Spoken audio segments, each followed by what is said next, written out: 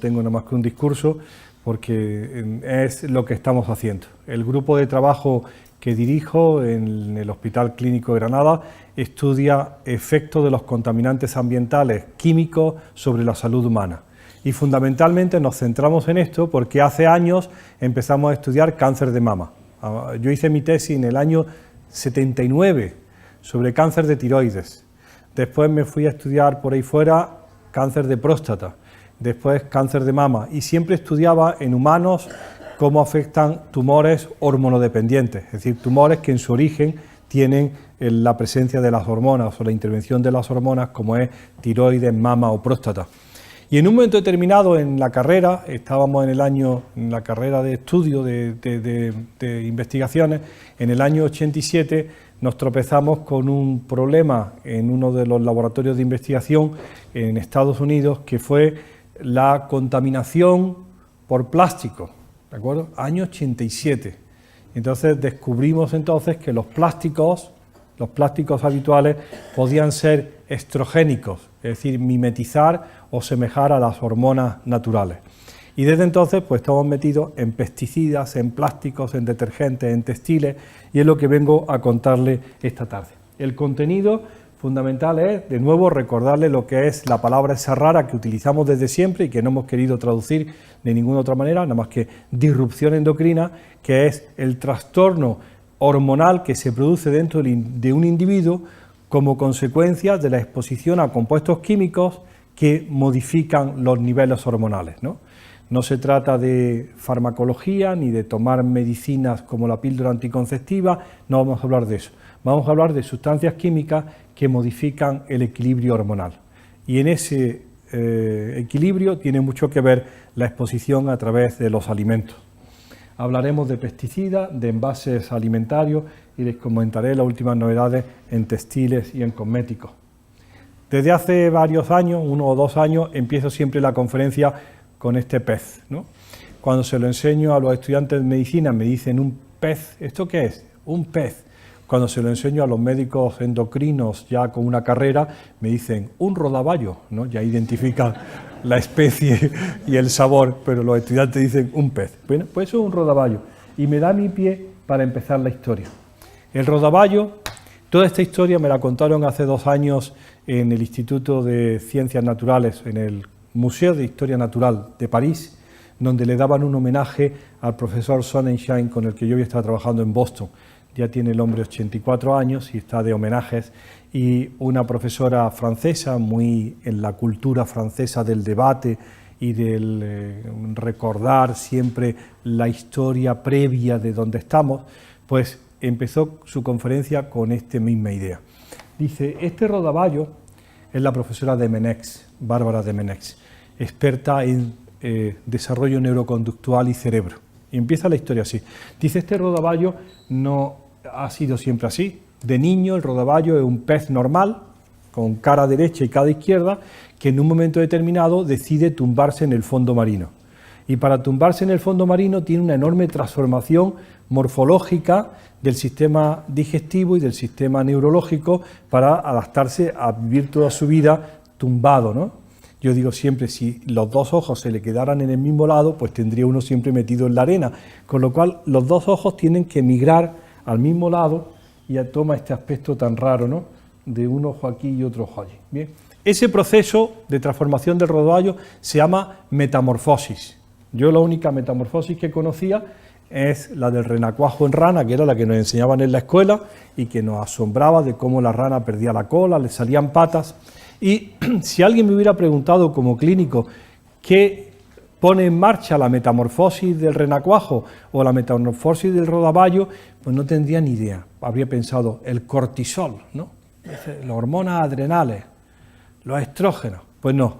Es curioso que desde hace 100 años se sabe que la metamorfosis de los anfibios la pone en marcha la hormona tiroidea. Fíjense qué cosa más curiosa. Un científico, Frederick Gundernach, estudiaba en Praga, tenía una granja pecera con renacuajos y le añadía, año 1912, extracto de secado de órganos de diferentes animales. y solo cuando le añadía extracto de secado de tiroides, ya fuera de gato o de caballo, se producía la metamorfosis acelerada del renacuajo en rana. Y dijo, hay un factor, y esto es muy importante, interespecie, porque es del caballo y funciona sobre la rana, que produce esa transformación tan importante. Bueno, la Bárbara de Menex, que es tan francesa, contaba, dice, es curioso que esto lo publicara en el año 1912 en Praga, y un vecino suyo, que se llamaba Franz Kafka, se inventó un cuento que publicó ese mismo año en Praga, que se llamaba La Metamorfosis. Y decía Bárbara, dice, a pesar de que no haya testimonios de que fueran amigos, dice, seguro que se encontraban a beber cerveza en la misma taberna, uno le contaba su experimento y el otro se inventó el cuento del joven Gregor. Pero bueno, han pasado 100 años y ahora sabemos que sí, que en la rana africana, en el fletán, en la cedilla o platija, en el lenguado, que son todos estos peces planos, ocurre la metamorfosis como un chute, que aquí está indicado, de hormona tiroidea programado, que se llama el clímax, y hace esa transformación. Vale. Entonces, ¿eso qué tiene que ver con los agricultores de La Rioja? Pues tiene que ver lo siguiente. Estando en los años finales de los 80, primeros de los 90, en Estados Unidos, hubo un problema enorme con las ranas equivocadas. Empezaron a aparecer en las charcas ranas con metamorfosis equivocada. La primera vez que se denuncia, la administración dice lo mismo. Eso ha ocurrido siempre, pero no con esa frecuencia, decían los expertos. Y empezaron a enunciarse diferentes hipótesis, si era la radiación ultravioleta, el efecto invernadero, hasta que se vio que con la simple presencia en el agua, esto es del año 2014, de un compuesto que se llama, y empezamos, tetrabromo-bisfenol A, se puede producir la metamorfosis equivocada de los anfibios en una charca en el medio ambiente.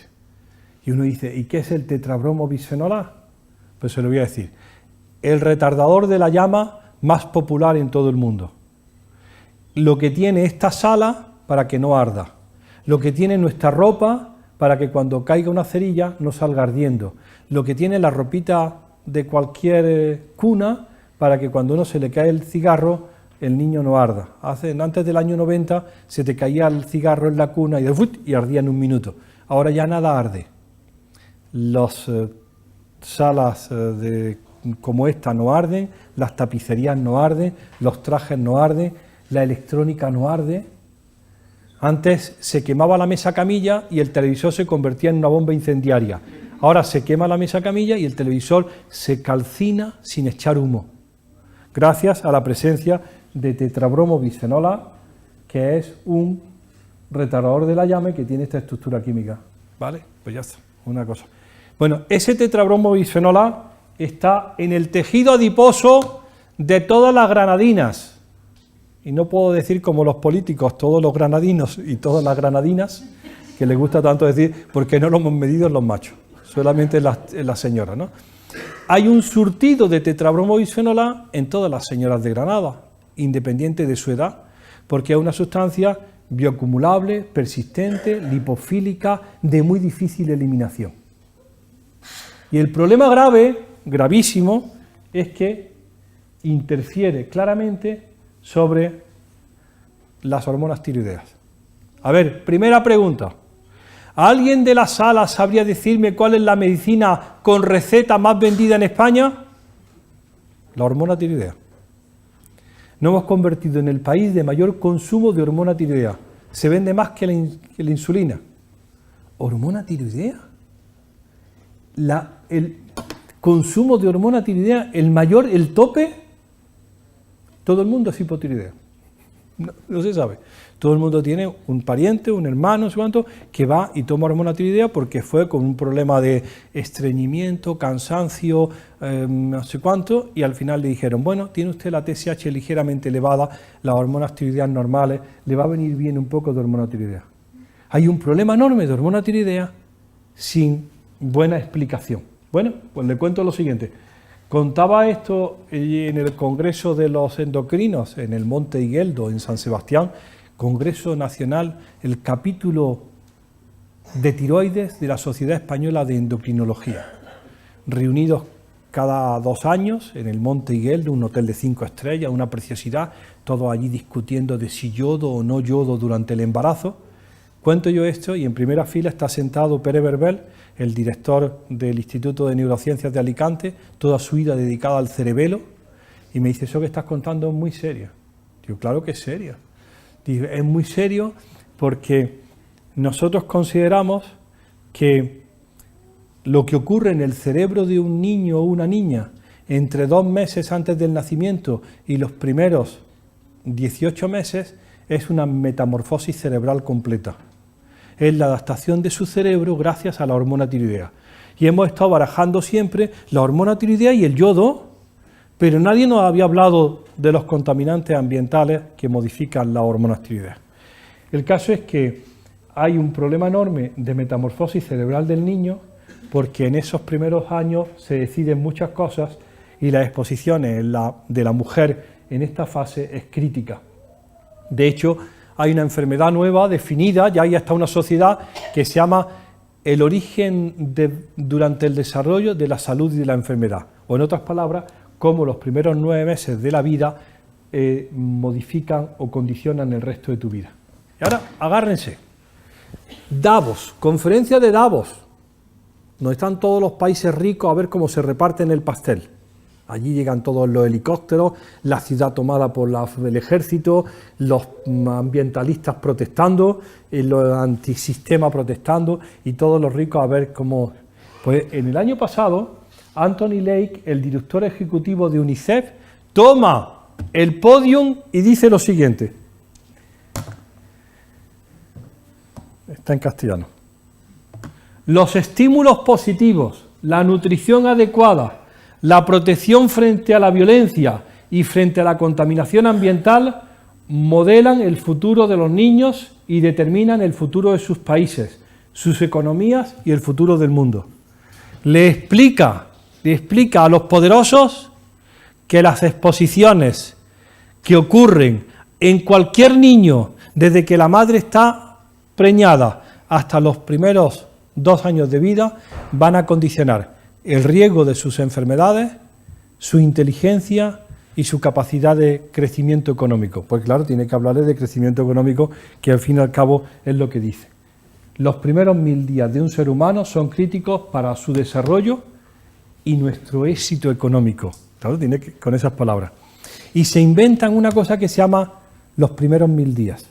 Dice, unos 1000 días. Y hacen las cuentas y dice, 270 de embarazo, más 365 del primer año, más 365 del segundo año, anda, 1000 días justos. Y lo llaman los 1000 días. Los 1000 días en que hay que prevenir las exposiciones ambientales, hay que asegurar la nutrición y prevenir, hay que asegurar la educación y prevenir la violencia, la exposición a la violencia. Dice, y con eso se consigue lo más importante, personas inteligentes, competitivas y productivas, y lo que se está hablando, ¿no?, de economía. Bueno, les contaré que el mensaje de los 1000 días, que era tan precioso, algunos países lo han descafeinado, ya se pueden imaginar qué país, y entonces, sí, a ver si durante los primeros 1000 días comen bien y le podemos dar un suplemento alimentario en forma de potito suplementado. Oh, forget it, olvídate, lo que está hablando es de mucho más. Está hablando de la prevención de las exposiciones y del cuidado integral de los niños. Porque la clave para nosotros, y es lo que va a salir adelante en toda la conferencia, es que nos importan poco los adultos. Cada vez menos me importa la gente como yo de 63 años. Lo que me importa fundamentalmente son las mujeres jóvenes, porque son las que se van a preñar y las que van a tener la responsabilidad de las exposiciones de los nuevos seres. Bien, vamos a hablar mucho de eso. Concepto de disrupción endocrina, algunos ejemplos de exposición. Bien, esta es la gran palabra. Los disruptores endocrinos, que es por lo que yo estoy aquí, son sustancias químicas, contaminantes ambientales, que tienen efectos adversos para la salud de un organismo o su descendencia como consecuencia de cambios en la función endocrina. Quien quiera leérselo todo, en el último informe de la OMS, está en el año publicado en el 2013, viene accesible, está en la web y se saca toda la información. ¿Qué hemos aprendido en 20 años de disruptores endocrinos? Ya está, esa diapositiva tengo que corregirla porque ya son 22, ¿no? Es desde el año 96. Las fuentes de exposición a estos compuestos químicos son universales e inadvertidos. La clave son múltiples residuos en bajas concentraciones. La clave es el efecto combinado de esos múltiples residuos, y vamos a hablar mucho esta tarde de eso. Las curvas dosis-respuesta son como para las hormonas, muchas veces paradójicas, y la clave es el momento en que ocurre la exposición. La susceptibilidad individual. No es lo mismo la exposición a estos contaminantes de una madre preñada de un niño de 3 semanas o de 5 semanas que un adulto con 70 años que tiene otras necesidades. Bien, lo que hemos aprendido, y para repasar un poco qué enfermedades nosotros hemos estudiado en estos 30 años de disrupción endocrina, acuérdense que empezamos con malformaciones urogenitales, nos interesó mucho la cristorquidia o el no descenso testicular. Nos interesa muchísimo la mala calidad seminal del hombre, del macho en toda Europa, que ya está denunciada, presentada. Es decir, imagínense la situación en la que estamos. Tenemos una hipótesis ambiental muy fastidiosa, que es la calidad seminal de un muchacho, de un señor de 34 años que no preña a nadie, ¿de acuerdo? Se definió en los 40 días posfecundación en el vientre de su madre. Es decir, lo que ocurrió de exposiciones en el vientre de su madre en 40 días posfecundación, que es cuando la madre ni siquiera sabe todavía que está preñada, condiciona la mala calidad seminal que tiene el muchacho con 34 años. No lo que hacía viendo la tele, ni lo que le apretaban los calzoncillos, que es la hipótesis, ¿no? Es la vida sedentaria, son los sleep, es el ordenador, es el móvil. No, tío. Son las exposiciones del feto macho a estrógenos durante el embarazo de la madre. Porque así funcionan todos los modelos animales. Y nosotros somos animales más complejos, pero animales al fin y al cabo. Las exposiciones tempranas condicionan esos fracasos. ¿Saben cuál es la respuesta de la sociedad actual al problema de la infertilidad o de la infecundidad de las parejas? La averiguación de los factores de riesgo, que va las clínicas de reproducción asistida. Como yo digo, en Granada ya hay más que farmacias. Cada esquina hay una clínica de reproducción asistida. Por 6.000 euros elige el sexo y el color. Y se acabó el problema. Dicen, no puede ser. No puede ser que no hayan metido en esto y que la solución a un problema que viene por la técnica se solucione con más técnica. Los propios problemas que nuestra sociedad de desarrollo genera se solucionan con más técnica. Cuando hay al final causa o explicaciones sencillas de cómo. Cáncer de mama sí vamos a hablar un poco más, precocidad en el desarrollo sexual, primera regla y telarquia a los 8 años, endometriosis. Ya hay que preguntar a la gente joven, ¿quién no tiene endometriosis? Si todo el mundo tiene un problema de fertilidad y le diagnostica una endometriosis, cáncer de próstata que sube al 7% anual, disfunción tiroidea, la medicina más vendida en España, con receta, la hormona tiroidea. Pero claro, nadie le da importancia, porque como es barata y está disponible, vale. El desarrollo neuroconductual, que cuando quieren hablamos fundamentalmente de los niños nerviosos, de la inadaptación, de la dislexia, del autismo, que se mete todo en el síndrome de exposición neuroconductual y el cerebro, o diabetes y obesidad con la nueva enfermedad que se han inventado los endocrinos, que se llama la diabesidad, que es diabetes con obesidad. Bueno, de todo esto vamos a hablar. Todo esto son hormonas. Esto se ha disparado y las explicaciones son que comemos mal, ¿vale? O que hacemos poco ejercicio, ¿vale? Hay alguna razón más. Los primeros disruptores endocrinos, cuando nosotros empezamos con todo esto, eran pesticidas. Y hay que agradecerle a Rachel Carson en La primavera silenciosa, como la primera denuncia de un campo sin pajaritos, porque los insecticidas, el DDT, ha acabado con los insectos, pues entonces ya no hay pájaros y no hay ruido en el campo. Y de tanto impacto este libro de La primavera silenciosa que hizo que Estados Unidos montara la EPA, la famosa agencia de medio ambiente norteamericana, o de Theo Colborn, que fue la que en su Futuro robado enunció el concepto de disrupción endocrina, una zoóloga. Nosotros hemos trabajado mucho tiempo con estos pesticidas, que más de uno se sonreirá, porque dirá, hombre, los viejos, ¿no? El DDT, pero otra vez lo lee aquí hablando del DDT y del lindano. Pues tenían que ver el libro de aquel muchacho, ¿cómo se llama? Nuestros ríos hormonados de Ecologistas de Nación, que lo que más aparece en el Ebro, que pasa por aquí, ¿no? El lindano. Dice, ¿pero de dónde viene? Si ya es un histórico, si está prohibido desde el año 84 en el BOE. Bueno, pues en el 17% de las muestras del río Ebro sigue apareciendo el lindano o sigue apareciendo el DDT. Bien. Nosotros hemos trabajado mucho con estos pesticidas y hemos hecho nuestra vida de estos pesticidas.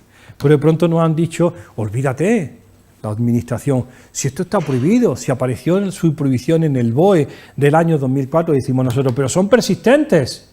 ¿Cómo? Dice, sí, cuando lo vendían decía, agricultor, échele usted en el campo que su efecto es duradero.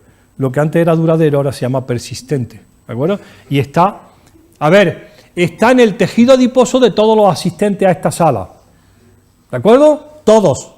Está en el 97% de las placentas de las mujeres que dan a luz hoy en el Hospital Clínico de Granada, porque es muy persistente, la madre lo transmite a las hijas y las hijas se lo transmiten a los nietos. Bueno, esto lo enseño, esto es nuevo, Jesús no lo conoce, porque esto es, en mi casa, yo vivo en una casa vieja, con muchos papeles, y estos son los trabajos. Mi padre en el año 58 compró una parcela, un chalet, al lado de Granada. En Granada hace un calor de muerte en verano y todos nos vamos a los pueblos a 4 kilómetros diciendo que hace mucho más fresco.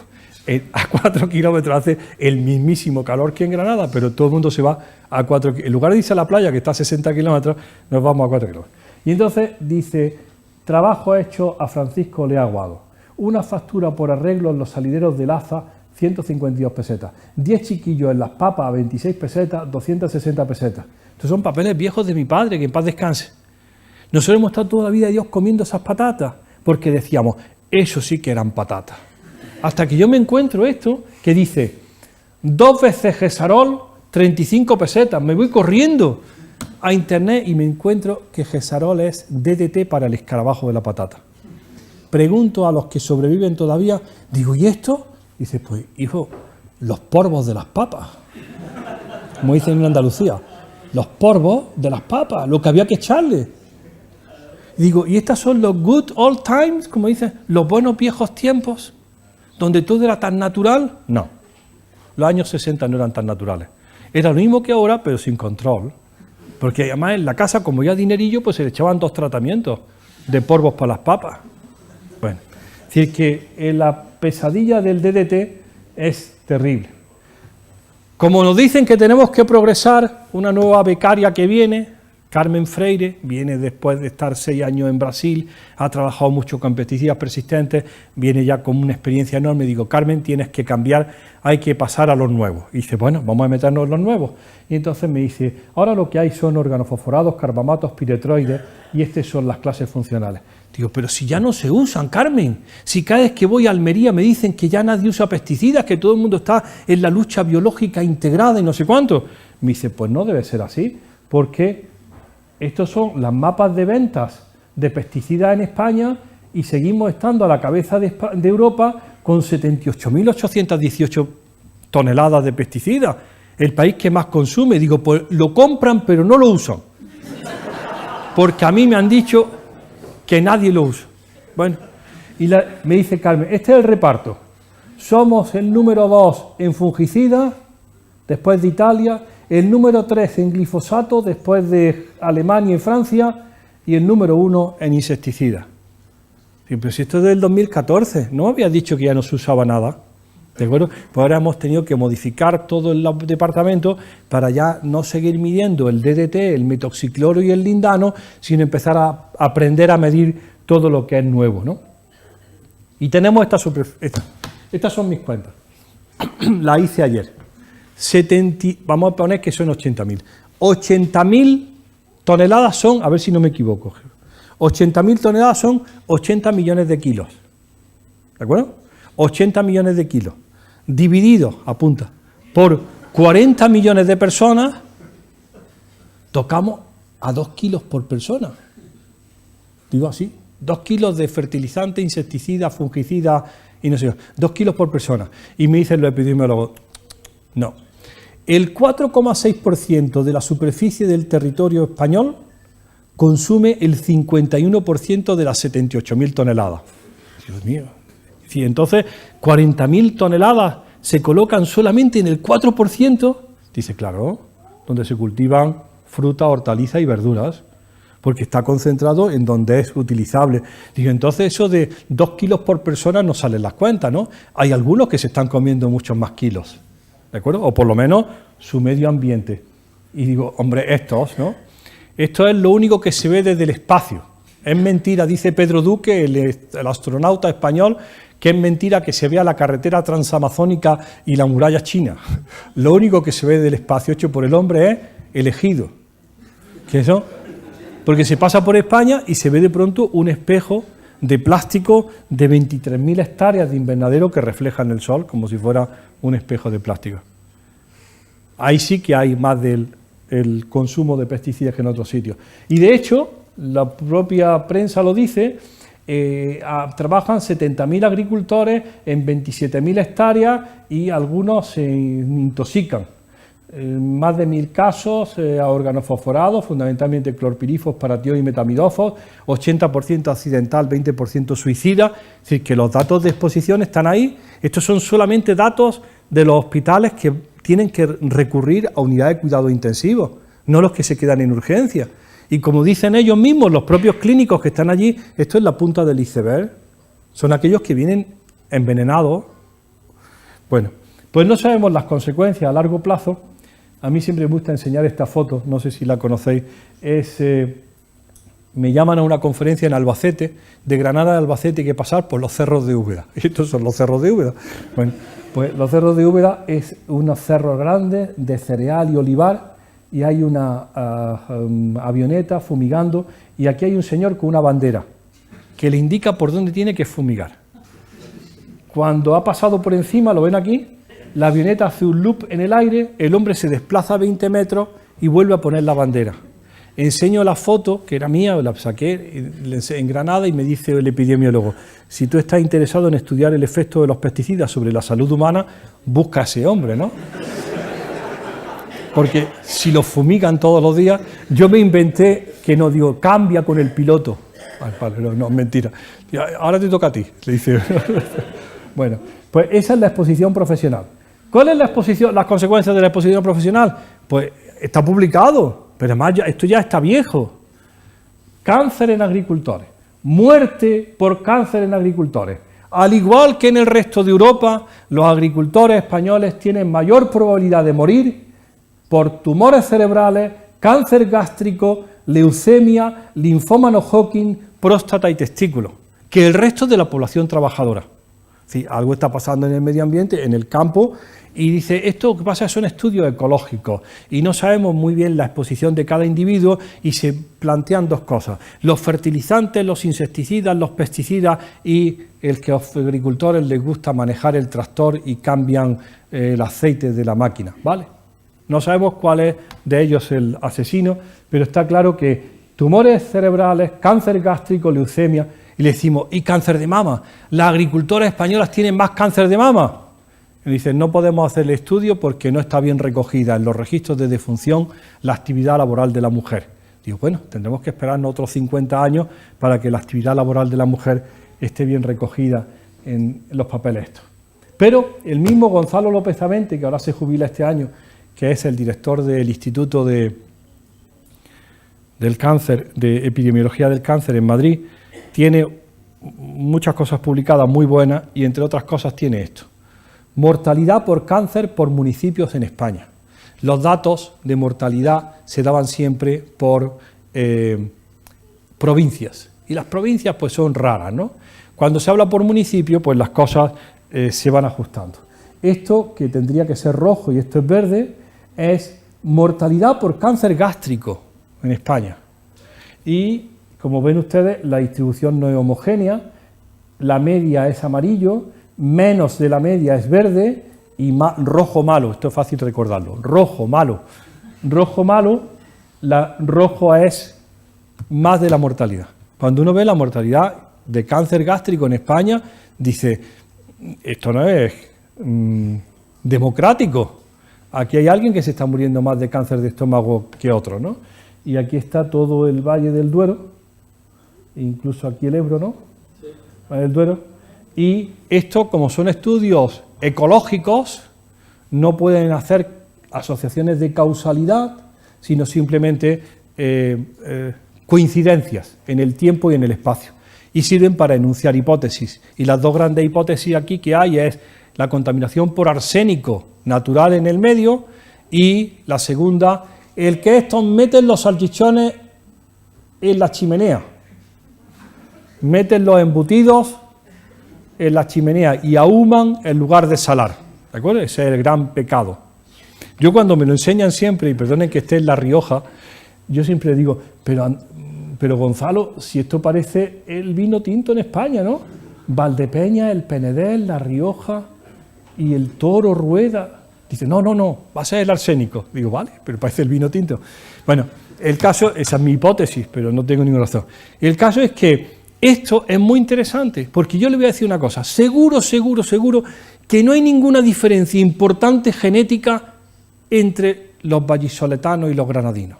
Seguro que no. Por mucho que insistan, no sé con los vascos. Ochoa. Alex, paso. Pero la gente de Valladolid, si llevamos cruzándonos 20 siglos, ¿no? Es decir, no deben ser causas genéticas, ¿no? Esas diferencias deben ser fundamentalmente causas ambientales. Y les voy a decir la primera lección que hemos aprendido en 30 años trabajando en medio ambiente.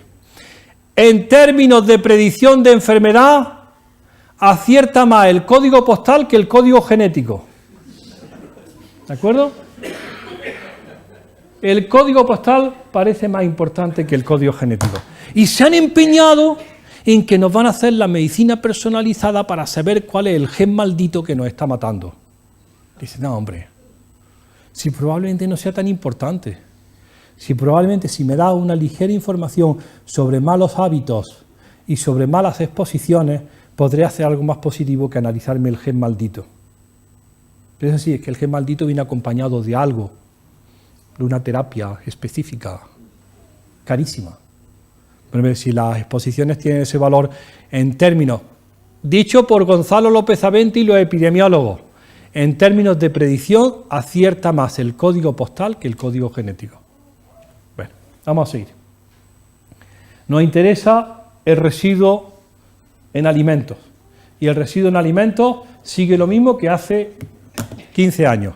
El 60% de lo que consumen los europeos no tiene ningún residuo, el 36% tiene algún residuo dentro de la legalidad y solamente un 2,8% tiene algún residuo fuera de la legalidad, por encima de la legalidad. Es decir, sigue bajo control teóricamente.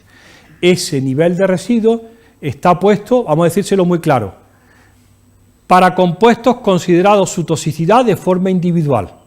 Si un tomate tiene 7 residuos, la ensalada 37 y el plato del día 45, eso no tiene importancia. El residuo pepito en el tomate está dentro de la legalidad. ¿Entienden cómo es la regla? Es, ¿cuánto tiene de clorpirifos este tomate? X. ¿Está por debajo del número mágico? Sí. Entonces, aceptable. Digo, pero si es que el tomate tiene 7 residuos. No. Pero los residuos se tratan de forma individual, para cada producto, en cada alimento y formando parte del plato del día. Dice, pero entonces eso no me sirve, porque si 17 residuos tuvieran un efecto aditivo, sinérgico, antagónico, combinado, me gustaría saber cuál es la toxicidad de la ensalada, no del pesticida pepito en el tomate. No hay manera. Tanto REACH y tantos sistemas de registro y ha sido imposible tener en consideración el efecto combinado, que es la realidad de la exposición. La exposición no ocurre a compuestos únicos, ocurre a múltiples compuestos en cada. Bueno, pues entonces nos quedamos muy contentos porque todo está dentro de la legalidad. Hay algunas fuentes de exposición que me gustaría recordar, que son aquellas no ligadas a la alimentación. Y estamos hablando de pesticidas, como es jardinería, muchos de los productos prohibidos agricultura para alimentación pasan durante unos años de reposo a jardinería, O en farmacología, esta es Teresa, que ya tiene 32 años, pues la ves que la pelamos porque había piojos en la compañía de María.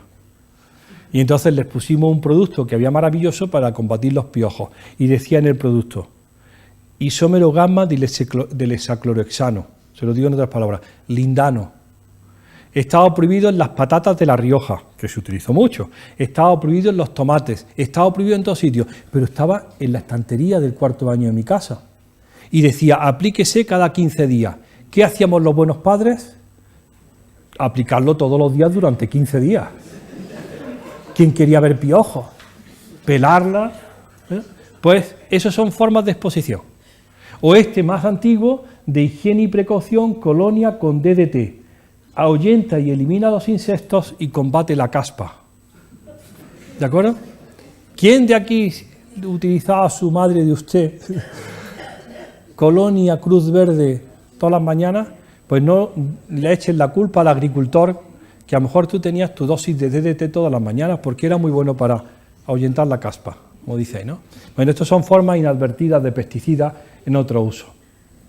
Nosotros, déjeme que le cuente durante 5 minutos nuestra aproximación primera al mundo de los pesticidas persistentes. Como había una parte nostálgica de la primavera silenciosa y en los años 90 todo el mundo tenía su estudio de DDT y cáncer de mama, decidimos, sabiendo que esta es la realidad de España, el cáncer de mama aumenta al 2,5% anual desde el año 1984. Y dicen, ¿es la detección mamográfica? Mentira. Eso solamente afecta al rango de 49 a 60 años y ya está asumido. ¿Es la edad? Mentira. A quien afecta fundamentalmente a mujeres menores de 45 años. El cáncer de mama aumenta en España, estos son los datos de Granada porque hay registro provincial, al 2,5% anual. Entonces nos metemos en cáncer de mama, estos son los múltiples factores de riesgo en cáncer de mama y nosotros colocamos aquí esto, exposición a compuestos químicos. A ver si junto con la edad del primer embarazo, la dieta, el sobrepeso, el ejercicio físico, la enfermedad benigna, el género, todos los genes, a ver si tiene un peso. Hacemos nuestro estudio y nuestra hipótesis es la siguiente, se la explico muy brevemente. A las enfermas de cáncer de mama y a los controles, que son mujeres de la misma edad, más o menos 3 años y del mismo pueblo, le analizamos la porquería, a ver, se lo explico, la porquería que tienen acumulada en el tejido mamario. Cuando se operan nos dan un pedacito de grasa y analizamos la porquería que tienen acumulada. Eso lo llamamos la carga contaminante. Bueno, metemos el estudio y nos sale lo siguiente. El mayor factor de riesgo de cáncer de mama en la provincia de Granada, dirán ustedes, trabajar en la agricultura. No. Tener estudios universitarios. Dios mío, ¿dónde nos hemos metido? Ir a la universidad. Nosotros que ya somos suficientemente impopulares. Ahora encima, ya no solamente con los agricultores, sino ahora con el rector, decirle que la universidad produce cáncer. Bueno, afortunadamente para nosotros, el tercero de los... Estos son como papeletas, se lo voy a explicar. Si uno tiene 6 de ratio, es como la Lotería Nacional. Si uno ha ido a la universidad, te dan 6 papeletas para tener cáncer. Si además tienes una alta carga estrogénica, te doy 3 más. Si además fumas, te doy 2 papeletas más. Y al final tienes 50 papeletas. ¿Te va a tocar la Lotería Nacional? No sabemos, pero más probabilidad que quien no tiene nada más que una papeleta. Bien. ¿Quién se quita? Decimos, ¿y esto cómo se explica? ¿Cómo nos han salido que las universitarias son las que más riesgo tienen de cáncer de mama? Y nos dice el epidemiólogo, bueno, es que tenéis un problemilla aquí, ¿no? Todos estos valores menores de 1 son quien se ha desprendido de papeletas. Digo, ¿y cómo se desprende uno de papeletas? Chicas, ¿os lo digo? Pariendo antes de los 19 años el primer hijo, teniendo más de 5 hijos y acumulando 36 meses de lactancia. Y dice, toma, mi abuela, 15 hijos, varones para el cortijo, para que pudiera. Decimos, ¿y ahora cómo vendemos nosotros esto? Porque no podemos ir a los institutos de enseñanza media en segundo de bachillerato diciendo, chicas, nos mata el APA. Entonces, ¿cómo lo explicamos? Y empezamos a darle vueltas, ¿qué explicación tiene esto? Y fíjense qué cosa más sencilla. Y es nuestra hipótesis que hemos vendido por todos sitios. La cantidad de porquería medioambiental, pesticidas entre ellos, ahora lo vamos a ver quién es la lista, que tienes en la mama, actúa sobre la misma mama, aumentando tu riesgo de cáncer de mama. ¿Cuál es la mejor manera de quitarse esa porquería medioambiental?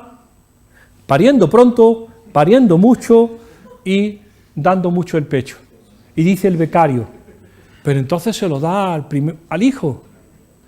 Y leemos en los textos antiguos y nos dicen, el primogénito, yo soy el quinto, el primogénito se lleva el 60% de la porquería que ha acumulado la madre. 5 hijos y 36 meses de lactancia te dejan limpia como una patena. Y lo publicamos así y decimos, sí, no son transformaciones moleculares desconocidas, ni la Virgen de la Almudena. Es, antes te quites la porquería de encima, mejor para ti. Dice, pero ¿y la transferencia? La transferencia al hijo. Algo se hereda además del color de los ojos y del pelo. Y los parecidos, se hereda la carga tóxica, que se viene diciendo de siempre, porque la madre se lo pasa al hijo. Entonces empezamos a ligar todo esto con lo que dice Anthony Lake, de las exposiciones tempranas del hijo, y nos entra una especie de parálisis, diciendo, pero entonces, ¿qué hacemos? ¿A quién tenemos que darle toda esta información? Ya no nos interesan los machos viejos, nos interesan las mujeres jóvenes, siempre nos han interesado, pero habrá que decirle algo de que la exposición es un enorme riesgo fundamentalmente para ella y para la descendencia, y no sabemos cómo construir ese mensaje sin que nos digan sexistas. Pero es interesantísimo, porque las transferencias de las exposiciones son importantísimas. Bueno, esto sigue aquí, hemos repetido el estudio, ahora con un estudio en sangre, este es recientísimo, se ha hecho lo mismo y se ha visto que de nuevo la carga estrogénica es un factor de riesgo. Y ya hemos ligado la exposición química al alcohol, a la obesidad, a la dieta, a la clase social, a los estudios y el tabaco, como un puzzle complejísimo en donde nosotros aportamos una pieza. ¿Es importante esa pieza para la resolución del puzzle? Pues como cualquiera de las otras. No sabemos cuántas piezas son parecidas a esta, pero sí que sabemos esto. El estudio del año 90 y algo. Como teníamos mucho tejido mamario, cada vez que hacemos un amiguito, le decimos, ¿podría analizar los contaminantes en el tejido mamario que tenemos guardado? Nuestra hipótesis inicial era que el DDT era la causa de cáncer de mama. ¿Saben lo que tiene una mujer de Granada, de media, de compuestos químicos en su tejido mamario? 17 pesticidas organoclorados, 37 PCBs, 10 PCBs hidroxilados, 15 dioxina y furano, 8 bifenilos polibromados y 11 ésteres de PBBs. Es decir, es una auténtica sumidero. Las personas y el tejido adiposo es un sumidero ambiental. Cuando publicamos todo esto, empieza en el 4, en el 5, en el 6, en el 7, en el 8, en el 9, otra vez diciendo, pero esto va a ser que Granada es así. Y afortunadamente estaba de ministra esta señora, Narbona, que se hizo analizar su sangre junto con otros 20 ministros de la Unión Europea. Una ONG vino, le sacó sangre y le midió 104 residuos de compuestos químicos. Y fíjense qué curioso. Estos son los niveles y la presencia de los compuestos químicos en la sangre de los ministros de la Unión Europea, a los cuales no se les conoce ninguna ocupación. ¿De acuerdo? ¿De acuerdo? ¿De acuerdo? Bien. El 100% tienen 22 PCBs, el 100% tienen DDE, el DDT, el 100% tienen el isoclorobenceno, el 100% tienen el polibromado, el retardador de la llama tan famoso en las grasas de las granadinas. El 93% tiene lindano en sangre. Y estos viajan en business. El 75% tienen plástico de las sartenes, que ahora hablaremos en los PFOS, y el 79% tiene ablandadores del plástico tipo talatos. Esta es la realidad de la exposición. Y siguen empeñados en que nosotros demostremos la asociación entre un compuesto químico y una enfermedad. Y cuando no nos sale, nos dice, ¿ves? No pasa nada. Dice, tío, pero si tiene 50 más. La ministra presentó esto en un hotel en Madrid. Mostró sus resultados y tenía 46 residuos de los 106 que le habían medido. Inmediatamente preguntan los periodistas, señora ministra, ¿y eso qué significa? Y ya toma la palabra el director general de turno y dice, los niveles son muy bajos. ¿Vale? Y dice la ministra misma, ¿y 46 niveles bajos no son un nivel alto? Y yo, que era el experto, estaba allí sentado en la esquina, digo, mire usted, señora ministra, lo siento, la toxicología reguladora imperante en Europa y en el mundo occidental está basado en el efecto de los compuestos individuales. No sabemos nada del cóctel, que es la realidad de la exposición. Entonces los periodistas siguen presionando y me preguntan, y les digo, pues mire usted, señora, me pasan los datos que eran privados, los veo, miro las cantidades, digo, pues señora ministra, lo único que le puedo decir es que si fuera usted un tomate, sería comestible. Es patético. Eso es todo lo que podemos decir. Es legal. Podría ponerle un letrerito aquí con el precio, a 2,50. Es una sensación tan enorme de tomadura de pelo, dice, pero ese es el sistema de regulación. Yo soy radiólogo, vengo de cáncer de mama, y te metes en esto y dices, pero esto es lo que tenéis entre manos, Jesús. Esto es lo que habéis inventado. Esto es una tomadura de pelo. Esto no puede satisfacer a nadie. Residuos individuales con números aleatorios y factores de corrección decididos en Roma en el año 1960. Ahora un factor de 20 porque no somos ratas. Ahora un factor de 17 para seguridad. Dice, pero esto... Bueno, esa es la forma de evaluación de los riesgos.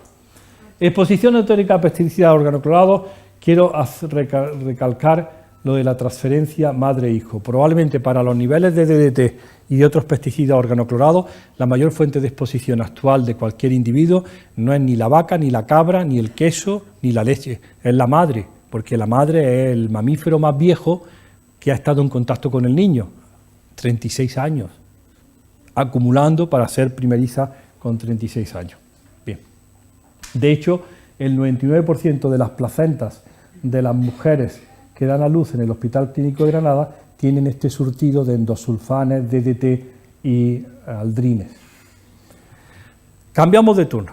Algunos componentes de los envases alimentarios y de elementos empleados en la preparación de alimentos pueden ser también disruptores endocrinos, porque por el momento es lo que el agricultor le ha echado, los polvos, ¿de acuerdo? Ahora vamos a ver, ¿hay alguien más que contribuya a la exposición alimentaria de todo esto?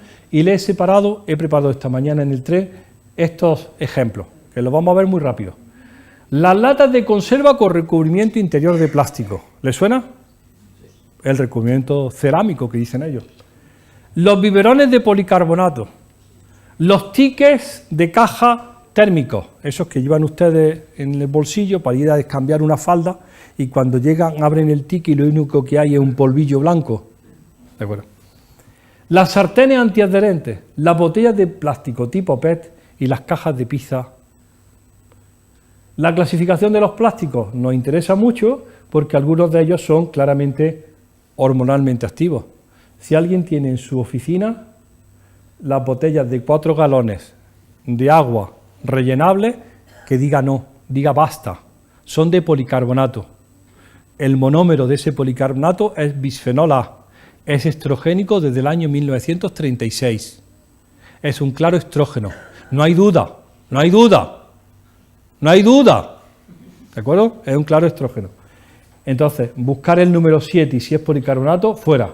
Y después vamos a repasar algunos de los otros.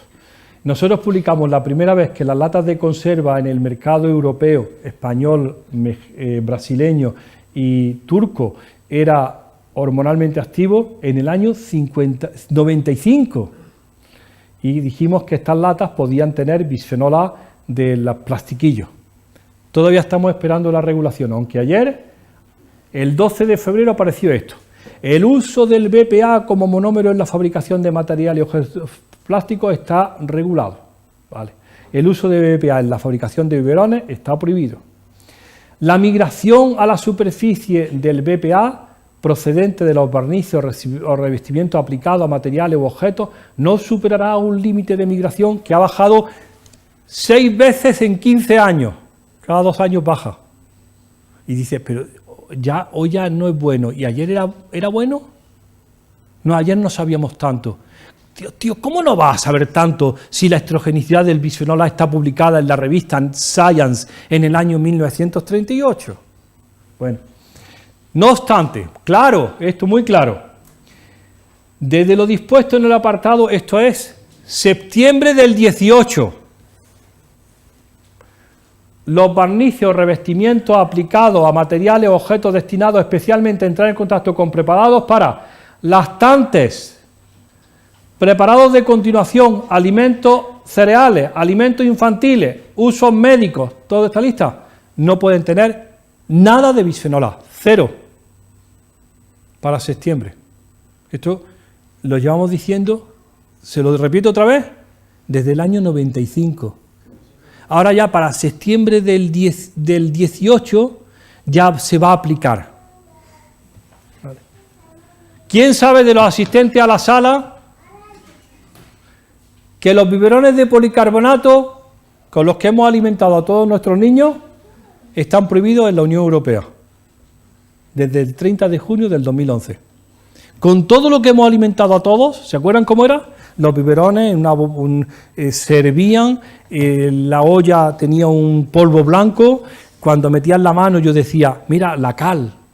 Ahora no, ahora digo bisfenol A. Ese polvo blanco era parte de constituyente por el calor del propio plástico, ese bisfenol es estrogénico, no hay ninguna razón que justifique que un niño lactante tome todos los días una dosis de bisfenol A estrogénico. El 30 de junio del 2011 se prohibieron de un plumazo todos los biberones de policarbonato plástico en la Unión Europea. Y ahora todo en el mercado es, si lo van a ver a cualquier tienda, es BPA free. Si van al supermercado, a la farmacia, donde sea, todo pone BPA free. Lo curioso de todo es que ahora pone BPA free hasta en cosas que nunca han tenido BPA. Porque como vende, ahora las lentejas son BPA free. Cualquiera le puede poner BPA free porque es como es una hojita así, una hoja verde. Y el BPA free pues vende bien. Dices, pero si esto nunca ha tenido BPA, ¿cómo puede ser BPA free? ¿Será bien? Bueno, pues que sepan que todo es BPA free ahora, porque no hay razón que justifique lo que hemos hecho durante tantos años. Darle diariamente a nuestros niños, cada 6 horas, una dosis de bisfenol A estrogénico, pensando que no va a pasar nada.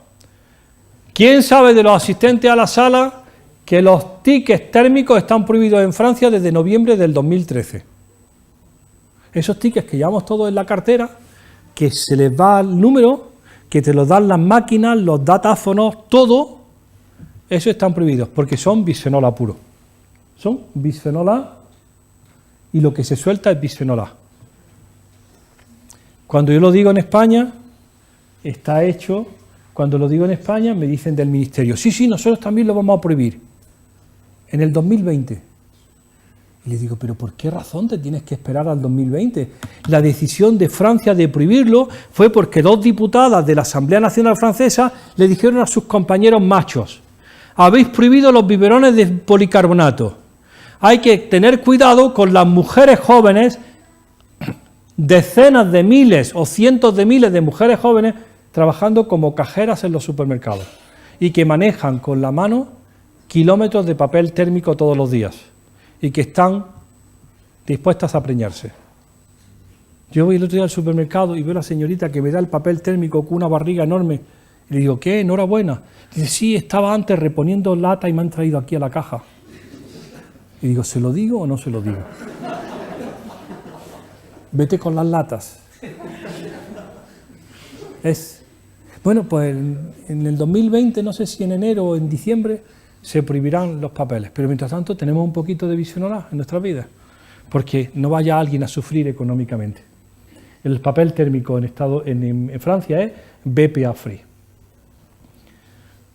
Consecuencia de estas exposiciones, nosotros no tenemos laboratorio, tenemos estudios epidemiológicos.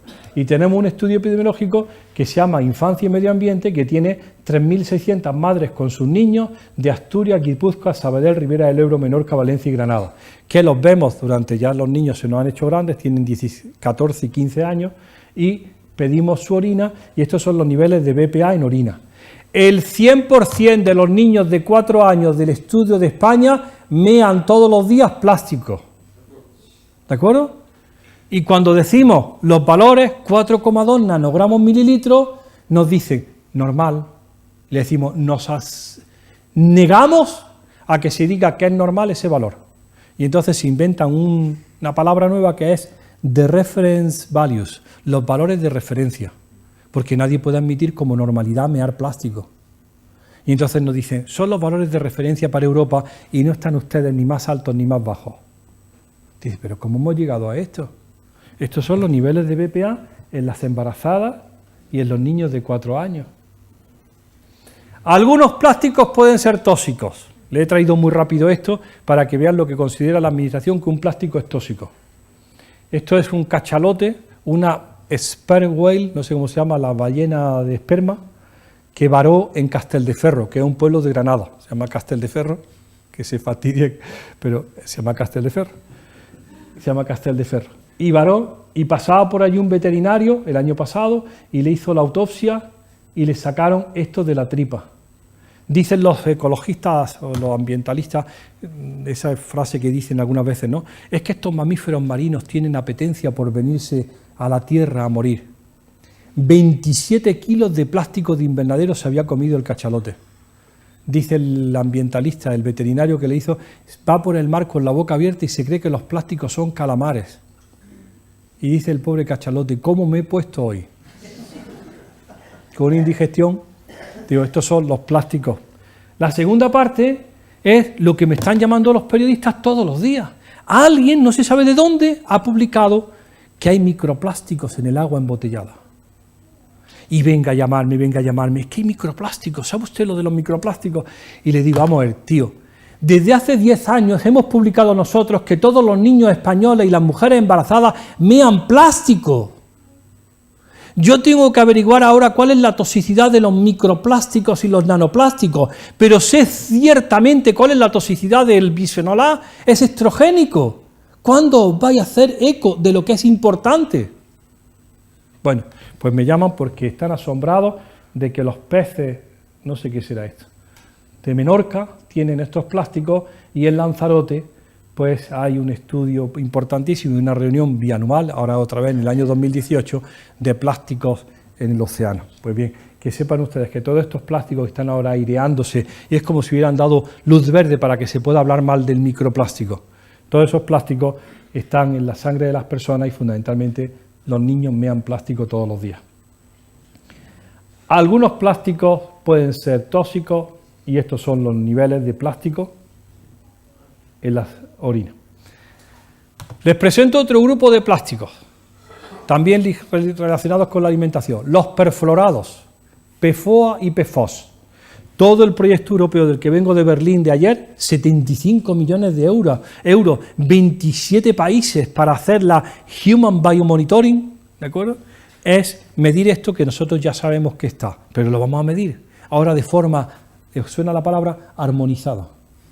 Armonizada. Bien. Pues es la medida de los perfluorados, compuestos químicos de este tipo, cadenas de flúor, que provienen fundamentalmente de los materiales antiadherentes de cocina, del Tefal y del Gore-Tex, de los aislantes. Y que es, cuando uno se pregunta dónde está el plástico de la sartén, porque ya se ve el metal, en mi casa se tiran cuando ya se ve el metal por debajo y ya nos da vergüenza que nos vea la... Pues, ¿dónde está el plástico de la sartén? Se lo digo ahora mismo, circulando en sangre y contribuyendo a una cosa que se llama los obesógenos. Los plásticos perfluorados actúan sobre el metabolismo lipídico y son obesógenos, producen obesidad en los niños y en los adultos. Y ya están declarados como tales, obesógenos. Y son fundamentalmente, de tal manera que va uno ahora al Corte Inglés y se encuentra que están todas las sartenes normales, las del pueblo, aquí, y en una esquina un altar con unas sartenes que valen 30 euros, 40 euros, y que uno mira, ¿por qué valdrán tanto? Las mira por arriba, se ve a la gente que les pone así. Porque pone fundamentalmente no PFOA, no perfluorados. Ya hay gente lista que vende material de cocina sin perfluorados. Entonces, o uno ha estado en esta conferencia y se ha enterado, o no encuentra razón por qué comprar sartenes sin PFOA que valen más caras. Porque no tienen algo. Eso es muy curioso, después lo veremos más. Bien. La exposición a los ftalatos la conocen ustedes bien, porque hubo una alerta de los ablandadores de los tetinas, chupetes y mordedores. No compréis en los chinos que tienen una sustancia tóxica. Pues bien, se hablaba fundamentalmente de los ftalatos. Pero es que los ftalatos ahora no están en muchas cosas, están como contaminantes fundamentalmente en otros muchos plásticos. Nosotros hicimos un estudio sobre el agua embotellada siguiendo a los alemanes en el mercado nacional. Compramos agua en todos estos sitios, en agua embotellada en los mercados de Granada, en PET, en Lugo, Guadalajara, Segovia, lo que venía de estas procedencias. Analizamos y nos dimos cuenta que el 83% del agua embotellada en PET es estrogénica y el 42% antiandrogénica. Lo publicamos y dijimos, no sabemos cuáles son los compuestos químicos responsables, pero no está en el agua del grifo. Aquí afortunadamente alguien ha sido cariñoso y nos ha puesto una jarrita con agua de grifo. El otro día estuve en Cádiz porque hay un movimiento enorme que venden en botella agua de grifo de Cádiz para animar el ayuntamiento a que se consuma agua del grifo, porque se han gastado el no sé cuánto % del presupuesto del municipio para asegurar la calidad del agua, pero alguien le está diciendo a todo el mundo que lo que sale por el agua no es, por el grifo es malo, que lo bueno se vende en botellitas de 250 mililitros que son perfectos. Y nosotros le decimos, pues no sabemos lo que se vende, pero es hormonalmente activo porque tiene residuos de compuestos químicos. Se arma el revuelo, nosotros pensamos que esto iba a tener una enorme trascendencia y entonces recibimos un inside visit. ¿Saben ustedes lo que es un inside visit? Una visita in situ, que es los fabricantes, el lobby del PET europeo quiere vernos. Llamamos al abogado, nos sentamos en una mesa, le enseñamos nuestros resultados, ellos nos traen PET recién salido de la tolva de fabricación, lo investigamos, decimos el PET no es estrogénico. Y dicen ellos, nosotros pensamos que lo que usted está encontrando es alguno, agárrense, de los 600 componentes que puede llevar la botella, que los hace el que hace la botella. Se lo añade para darle color, para ponerle un filtro ultravioleta para que aguante el sol, para que tenga flexibilidad, para que aguante el carbónico, para que aguante y no explote, para que el niño esté todo el día en la playa así con la botella y aquello no zumbe. Esos son los aditivos. Y nos dice que probablemente nosotros lo que estamos viendo son parte de los aditivos. Y le decimos, ¿y cómo puede identificar el consumidor los aditivos? No puede. Lo máximo que puede hacer el consumidor es identificar en el triángulo de reciclado un número interior que le dice cuál es el plástico mayoritario. El 1 el PET, punto. Pero no sabe cómo se ha hecho la botella, lo cual desconfiamos enormemente. Cuando publicamos este paper aparece este chiste del roto que dice, algunos alimentos pueden ser tóxicos, en caso de observar alguna reacción adversa, haga como que no ha notado nada para no alarmar a otros consumidores. Que es un poco la respuesta continua. No vaya a ser que no sea verdad. Bueno, y nos dan la mala noticia, con esto ya estamos acabando. Dice el inglés que viene a verme, dice, como usted sabrá, 1/3 de las botellas de plástico de PET de Europa se reciclan. Digo, no lo sabía. Dice, sí, se reciclan, se mandan a Oriente y vienen como material reciclado. Y digo yo, inocentemente, ¿para hacer más botellas? Dice, no, hombre, el PET reciclado viene como poliéster. Digo, ¿cómo? ¿El PET es el poliéster? Yo que llevaba mi traje de dusting, saco la etiqueta y pone 75% de poliéster. Y le digo, no jodas, estos son 4 botellas de Coca-Cola de 2 litros Y me dice, muy posiblemente. Y entonces, de pronto nos quedamos paralizados y decimos, ¿los textiles son plásticos? Por supuesto. Y me dice, fundamentalmente, esto es un trapo, esto es mi ropa de lavar, esto es un trapo que el otro día lo tiendo y pone PET. Digo, hombre, por fin aparece marcado en un trapo de cocina PET en lugar de poliéster. Después dice que es 65% de poliéster, pero era PET. Y me dice el inglés, para joderme ya definitivamente la tarde. Dice, lo que pasa es que el poliéster para hilatura, para fibra, ya viene con los aditivos. Digo, ¿qué aditivos tiene mi traje? Y dice, polibromados para que no arda, porque la ropa ya no arde, y ya trae los polibromados en la fibra, perfluorados para que no manche, para que te vayas de copa, te cae la gota y dices, ¡ay, tío! ¡Ni mancha! Claro, si es un antiadherente. Los colores que están prohibidos en los metales se hacen con cadmio, cromo, plomo, antimonio, mercurio y cobre. Los alquilfenoles que están prohibidos porque contaminaron el Ebro y son la causa del cambio de sexo en los peces del río Ebro, que lo sabrán ustedes muy bien, porque está descrito, lo saben, hace más de 20 años. Las carpas son fenotípicamente hembras, aunque genotípicamente son macho y hembra, y la causa es los alquilfenoles de la industria textil durante años vertiendo. Bueno, pues los alquilfenoles que están prohibidos en medio ambiente son aditivos de la ropa porque la arruga es bella. El tributil estaño, que está prohibido en la pintura de los barcos porque es la causa del cambio de sexo de los gasterópodos, de la Nucella lapillus y del Bolinus brandalis, que está prohibido porque es gran tóxico para los moluscos, se utiliza en textiles porque en la ropa deportiva evita el crecimiento y la fermentación bacteriana y que huela a zorrillo después de estar corriendo. Sí, eso es ropa. Entonces cojo a mi gente, tengo 32 personas, y le digo, nadie se mueve de aquí hasta que no encontremos el risk assessment, en la evaluación del riesgo que ha hecho Europa sobre textiles y que nosotros no sabíamos. Todavía la estamos buscando.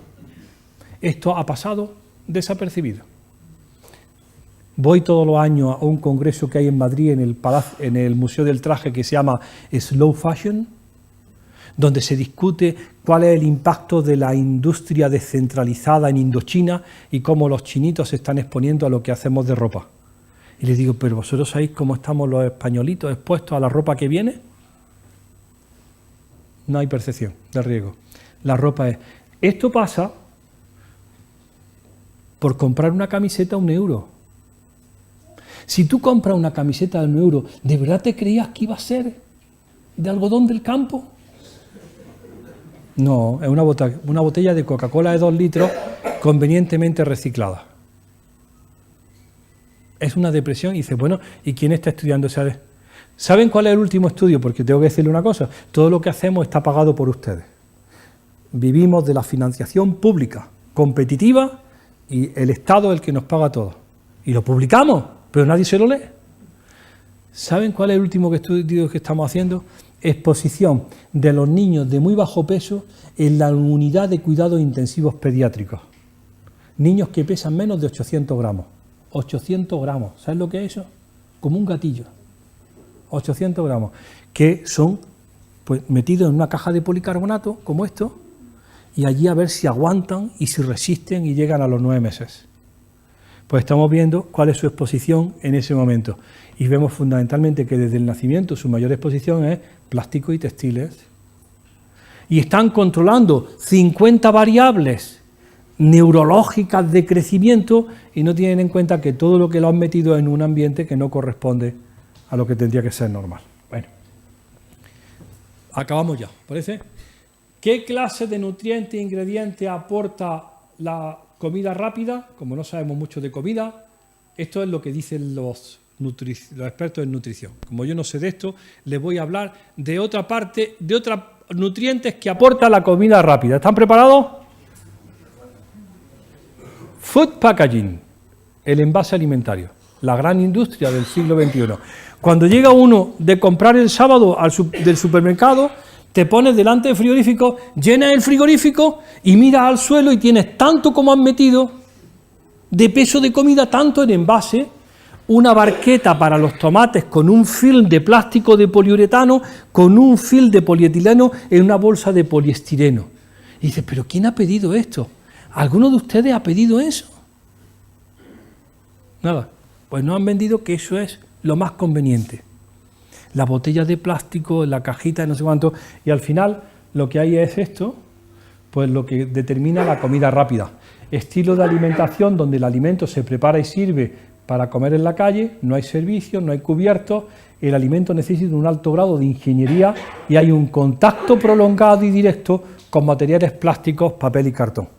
Y entonces nos metemos a estudiar qué es el papel reciclado, como decía Rosa hace un rato. Dice, ya te oí esto. Claro, me oyó esto porque es del 2007. Si es que han pasado 11 años. Yo cuando hicimos esta publicación pensé, esto va a ser revolucionario. Vamos a acabar con el papel reciclado. Y lo que estudiamos fue en cajas de pizza de Italia, España, Portugal, la presencia de sustancias de actividad biológica estrogénica y de sustancias como el bisfenol A y 2-talatos. Y nos dimos cuenta que una de las grandes fuentes de exposición a la comida de estos compuestos es el envase alimentario.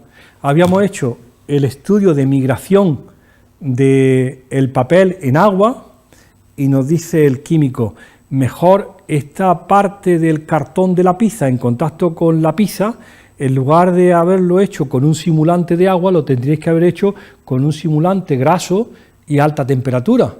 Y dice el becario, como la pizza margarita. Entonces, la próxima vez que pidas una pizza a tu casa y veas una mancha de grasa en el cartón, no pienses cuánto aceite le ha dado margarita al cartón, sino cuánto ha extraído tu pizza de los contaminantes del papel. Porque el papel es todos los contaminantes habidos y por haber. Porque se ha reciclado papel muy rico en contaminantes, como decía la compañera, en tintas. Pero fundamentalmente, papel que viene contaminado por papel térmico. Y ahora en el año 2018 dicen, ya hemos descubierto cuál es el problema. Como estamos reciclando papel térmico junto con el otro papel, tenemos enorme contaminación de bisfenol A. Y decimos nosotros, tío, si te lo dije en el año 2007. Ahora tendrán que poner a alguien para que separe los tickets en el separador de la basura y saque los tickets de papel térmico o los prohíba. Porque el bisfenol A del papel térmico está contaminando todo el proceso de reciclado de papel. Y por eso dice Rosa, que ellos apostaron por el papel, fibra natural, no sé cuánto, por evitar estas cosas. ¿Vale? Como es natural, a fuerza de estos contaminantes, nos ha pasado una cosilla. Tenemos, miren esta cifra, las mayores cifras de toda Europa de talatos en orina de niños. Como esto era Asturias, Cataluña, Valencia y Granada, y no estaba Madrid, pues alguien dijo, esto no debe estar bien, vamos a hacerlo también en Madrid. Y entonces lo ha hecho en Madrid Argelia Castaño, y ha hecho esto, talatos en orina de niños españoles en Toledo y en Madrid, a ver si es igual que lo nuestro.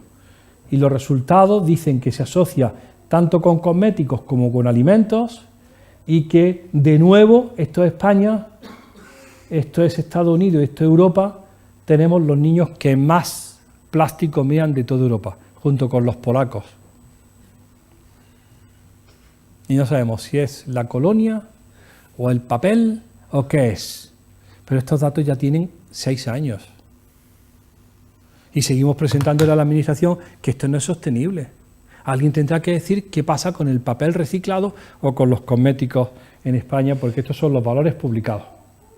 Para acabar, en términos de práctica médica y siguiendo el principio de precaución, los médicos generales, los endocrinólogos, los pediatras y los obstetras deberían empezar a dar recomendaciones a sus pacientes. ¿Han recibido algunos de ustedes alguna recomendación en exposiciones medioambientales en la consulta de primaria? Esto ni existe. Yo se lo digo a mis compañeros, voy a los congresos de la Sociedad Española de Pediatría porque tienen más sensibilidad, los pediatras de atención primaria, los endocrinos, pero la medicina que estamos haciendo es una medicina diagnóstica y terapéutica que sabe muy poco de prevención y que ni siquiera ha incorporado esto. No lo ha incorporado, Esto está publicado en las mejores revistas, pero no ha llegado. Y esto lo tiene que decir un biólogo molecular.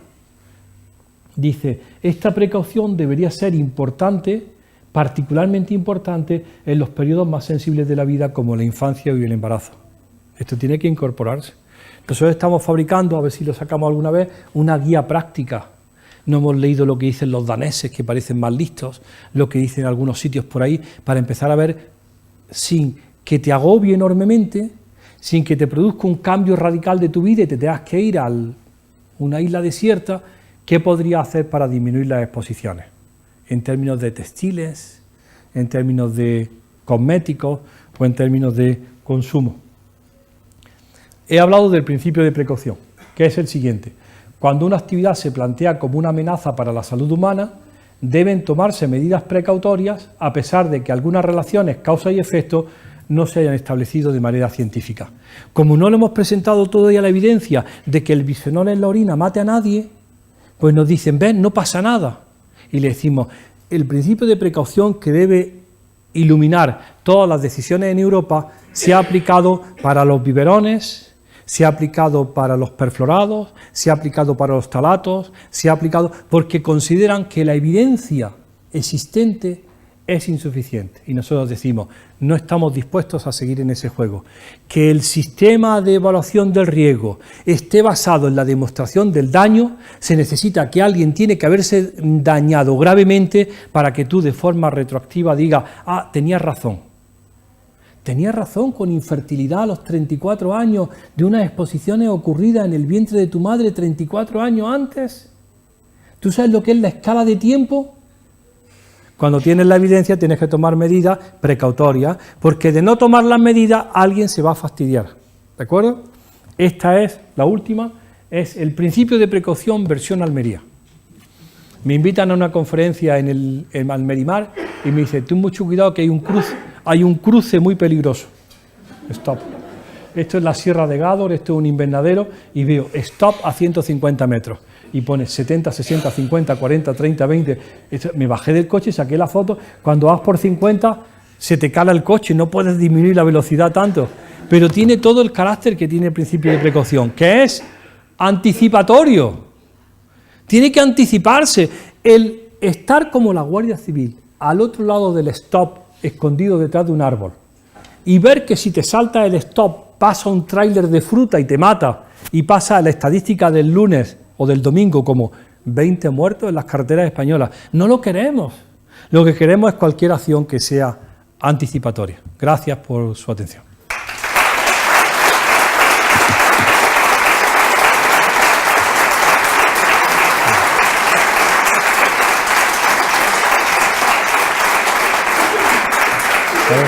¿Cómo se llama? Daniel. Daniel, pasa aquí y cuéntame lo que te has enterado. A un resumen. Dios, tiene 5 páginas. Va a ser un infeliz toda tu vida con eso. Pues te lo va... Papá, no me traigas a estos sitios. A ver, ¿algún comentario, alguna pregunta? Ochoa, dígame usted algo.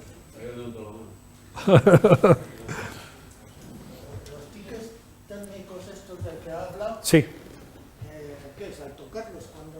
Sí, el estudio que hay hecho oficial.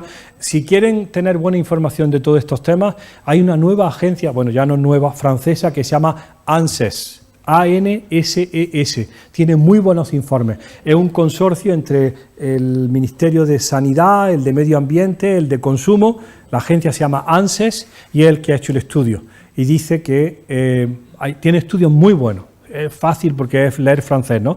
Y uno de ellos es el de los tickets y todo es exposición dérmica fundamentalmente.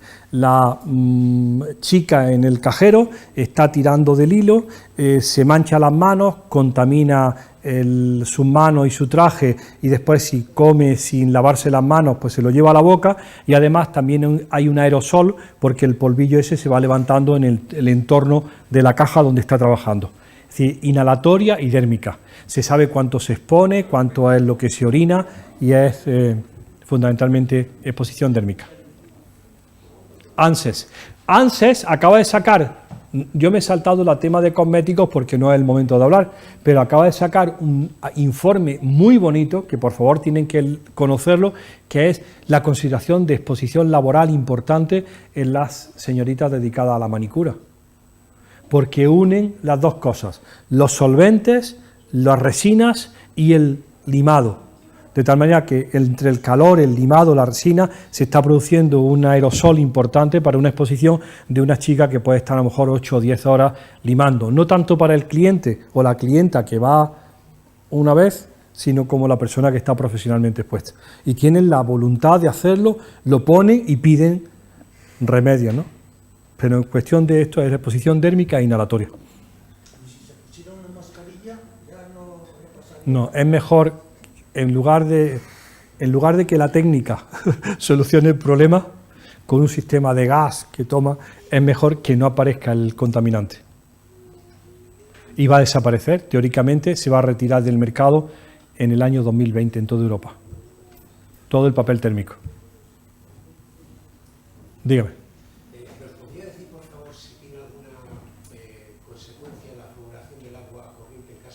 Sí, a ver, nosotros no sabemos nada de las especies floradas y tenemos un problema con la recomendación del agua de grifo.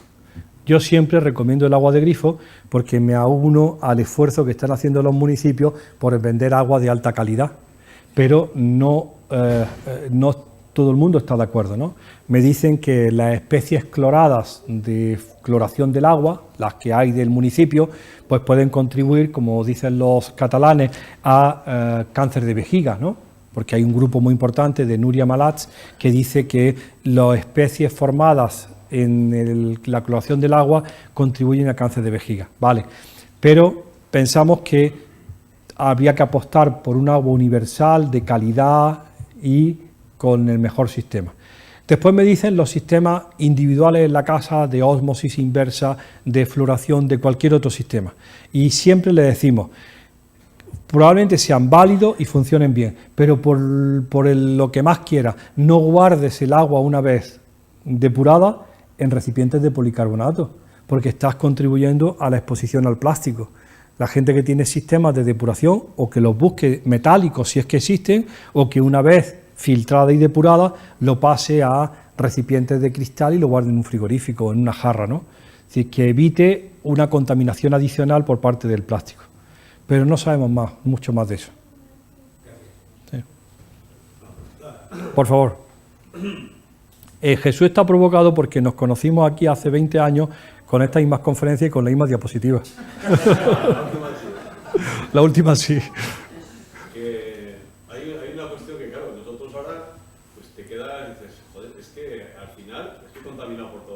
Sí. Como consumidor, ¿no? Pero claro, yo voy a comprar algo y yo no sé si lleva todas esas palabras que has dicho tú. Sí. ¿Entiendes? Así es. Entonces, creo que falta una información, pero totalmente necesaria como consumidores, de que lo que estamos comprando, lo que se nos está vendiendo en supermercados y demás, pues es peligrosísimo, ¿no? Sí. Entonces, ¿cuál sería la fórmula? Si son Sí. asociaciones de consumidores o es una información de la propia administración quien tiene que poner ahí, sí, ¿vale? Porque la verdad es que nos estamos contaminando a cuenta de hacer ricos a 4 y la verdad es que es... Pues mira, Jesús, la pregunta es más que pertinente porque es la pregunta del millón, ¿no? Quizás uno no pueda tomar todas las decisiones ni tener todo el conocimiento necesario para evitar los riesgos, ¿no? E incluso uno podría hacer una elección que era más equivocada porque al final está metiendo la pata en que el producto no es mejor que lo que él pensaba. Entonces, la clave tiene que ser fundamentalmente la presión sobre la administración, y no me refiero a la administración europea, española, sino a la europea, para que sea mucho más enérgica en la toma de decisiones y mucho más rápida, ¿de acuerdo? Que el Parlamento y la Comisión sean mucho más eficaces. El proceso se ha estancado hasta un nivel que no podéis ni imaginar. En el año 2013 el Parlamento Europeo le exigió a la Comisión que se establecieran los test de obligado cumplimiento para testar por disruptores endocrinos a cualquier biocida, que es el nombre genérico de cualquier pesticida, insecticida, fungicida. Bien, pasó el 13, el 14, el 15 y no salieron con nada. Y entonces Suecia denunció a la Comisión en el Tribunal de Estrasburgo por no hacer los deberes. Ganó el juicio, condenaron a la Comisión. No hay antecedentes de que Estrasburgo condene a la Comisión por no hacer su tarea. Estamos en el 18 y todavía estamos esperando que se implementen los tests para identificar la actividad hormonal. Y dice la industria y los lobbies industriales que la aplicación de esos criterios serían tan restrictivos que perderían competitividad los productos. Entonces, están atrancados porque son incapaces de ceder a la presión de los grandes que dice que no, que esto es inadmisible, que esto tendrá otra manera de tratarse. Entonces, la única manera es presionar políticamente a través de asociaciones para que esto se haga de forma general, si es Europa, o de forma particular, como lo está haciendo Francia, que decide cosas de forma unilateral. Europa dice, oh, eso no es posible, y dice Francia, claro que es posible. Ha suprimido los tickets de caja, el bisfenol A en muchas de sus aplicaciones, están suprimidos desde hace años el bisfenol A en el uso alimentario, y va por delante para proteger la salud del consumidor. Desde el punto de vista personal, muy difícil, ¿no? Muy difícil. Nosotros estamos escribiendo una recomendación. Y la recomendación tiene una cantidad de cosas tan simples. Por ejemplo, ¿están preparadas las madres? Las madres, si te vas a quedar preñada, no te compres un coche nuevo. Porque el olor a nuevo son cientos de compuestos químicos volátiles, entre ellos los ftalatos. Y está dicho. Ese olor a nuevo, qué bien huele. ¿Ya está? El niño no sé. Si te vas a tener un niño, no pintes el cuarto del niño, ni le compres un colchón nuevo. Si es posible, utiliza uno usado. Toda la ropa, a ver, ¿os digo más cosas? Toda la ropa de los niños se lava antes de usarla. Si estás en una tienda y eres joven, nunca te encargues de desempaquetar. Prohibido desempaquetar. Porque el que desempaqueta, como dice, buen desempaquetador, el que desempaqueta se lleva todos los volátiles que tiene el textil. Pues todo eso está sacando el gobierno danés. Se llama, si queréis, y como todo el mundo sabe inglés, lo tecleáis. Se llama Expecting a Baby. Así, está en inglés, gracias a Dios no está en danés, está en Expecting a Baby. Y es una guía de 14 páginas de puro sentido común. Y le dice, mientras que la administración tome carta en el asunto, aquí tiene ciertas recomendaciones. Por supuesto, lo primero de todo es elige ecológico, come ecológico y ve con tu propia bolsa la compra, ¿no? Porque por lo menos hay alguien que entiende algo de esto en agricultura ecológica. Hay alguien que se ha empeñado, que ha cogido la idea y que quiere disminuir tu exposición a compuestos químicos. A lo mejor lo hace mal, a lo mejor se equivoca en cosas, a lo mejor la tierra está contaminada, pero por lo menos no le está echando 7 tratamientos a un tomate. O por lo menos ya algo te ha llevado de menos, a lo mejor se está equivocando en algo, pero no en tanto, ¿no? La primera es consumo, en la guía de Expecting a Baby, consumo. Lo segundo es textil, lo tercero es cosméticos. Olvídate de las cremas solares. Las cremas solares de filtro 50 basados en oxicinamatos, canfenos y parabenes son hormonalmente activas, son antiandrogénicas. Lo tenemos publicado todos los grupos europeos hasta la saciedad. Y la recomendación son los filtros basados en los dióxido de titanio, porque alguien lo ha perdido, u óxido de zinc, los filtros físicos. O, como dice el Código Europeo contra el Cáncer, ¿se lo digo? No tomes el sol entre las 12 de la mañana y las 5 de la tarde. ¿Te lo digo otra vez? No tomes el sol entre las 12 de la mañana y las 5 de la tarde. Un país que ha basado toda su economía en tomar el sol y que vengan todos los europeos a torrarse entre las 12 de la mañana y las 5 de la tarde. Y el Código Europeo contra el Cáncer diciendo, no tomes el sol entre las 12 de la mañana y las 5 de la tarde, porque da cáncer. Y los protectores, que son químicos, fundamentalmente son compuestos antiandrogénicos. En la guía danesa está recogido eso. Habla del agua, procura, dicen los franceses, agua del grifo, tienes derecho a ir a tu municipio y exigirle el control de calidad trimestral, semestral, que se haga. Y si hay algún problema, que te lo advierta. Si tiene muchos nitritos o no sé qué, que te lo advierta. Y saber cómo está la calidad y consume agua del grifo. Si te está gastando el dinero del municipio porque venga buena. Ahora vas a inventarte. A mí me horroriza. ¿Se acuerdan la historia de las botellitas de plástico de aceite en los bares de 250 mililitros? Porque nos hicieron ver que detrás de todas las barras de todos los bares en España había un camarero fraudulento llenando las aceiteras de algo peligroso. Y todo el mundo se imaginaba que había un tío con una garrafa. Toma tostada, toma tostada. Y entonces ahora sale un cocinero en la tele que dice, mi botellita de plástico de 250 mililitros que yo destapo. ¡Trac!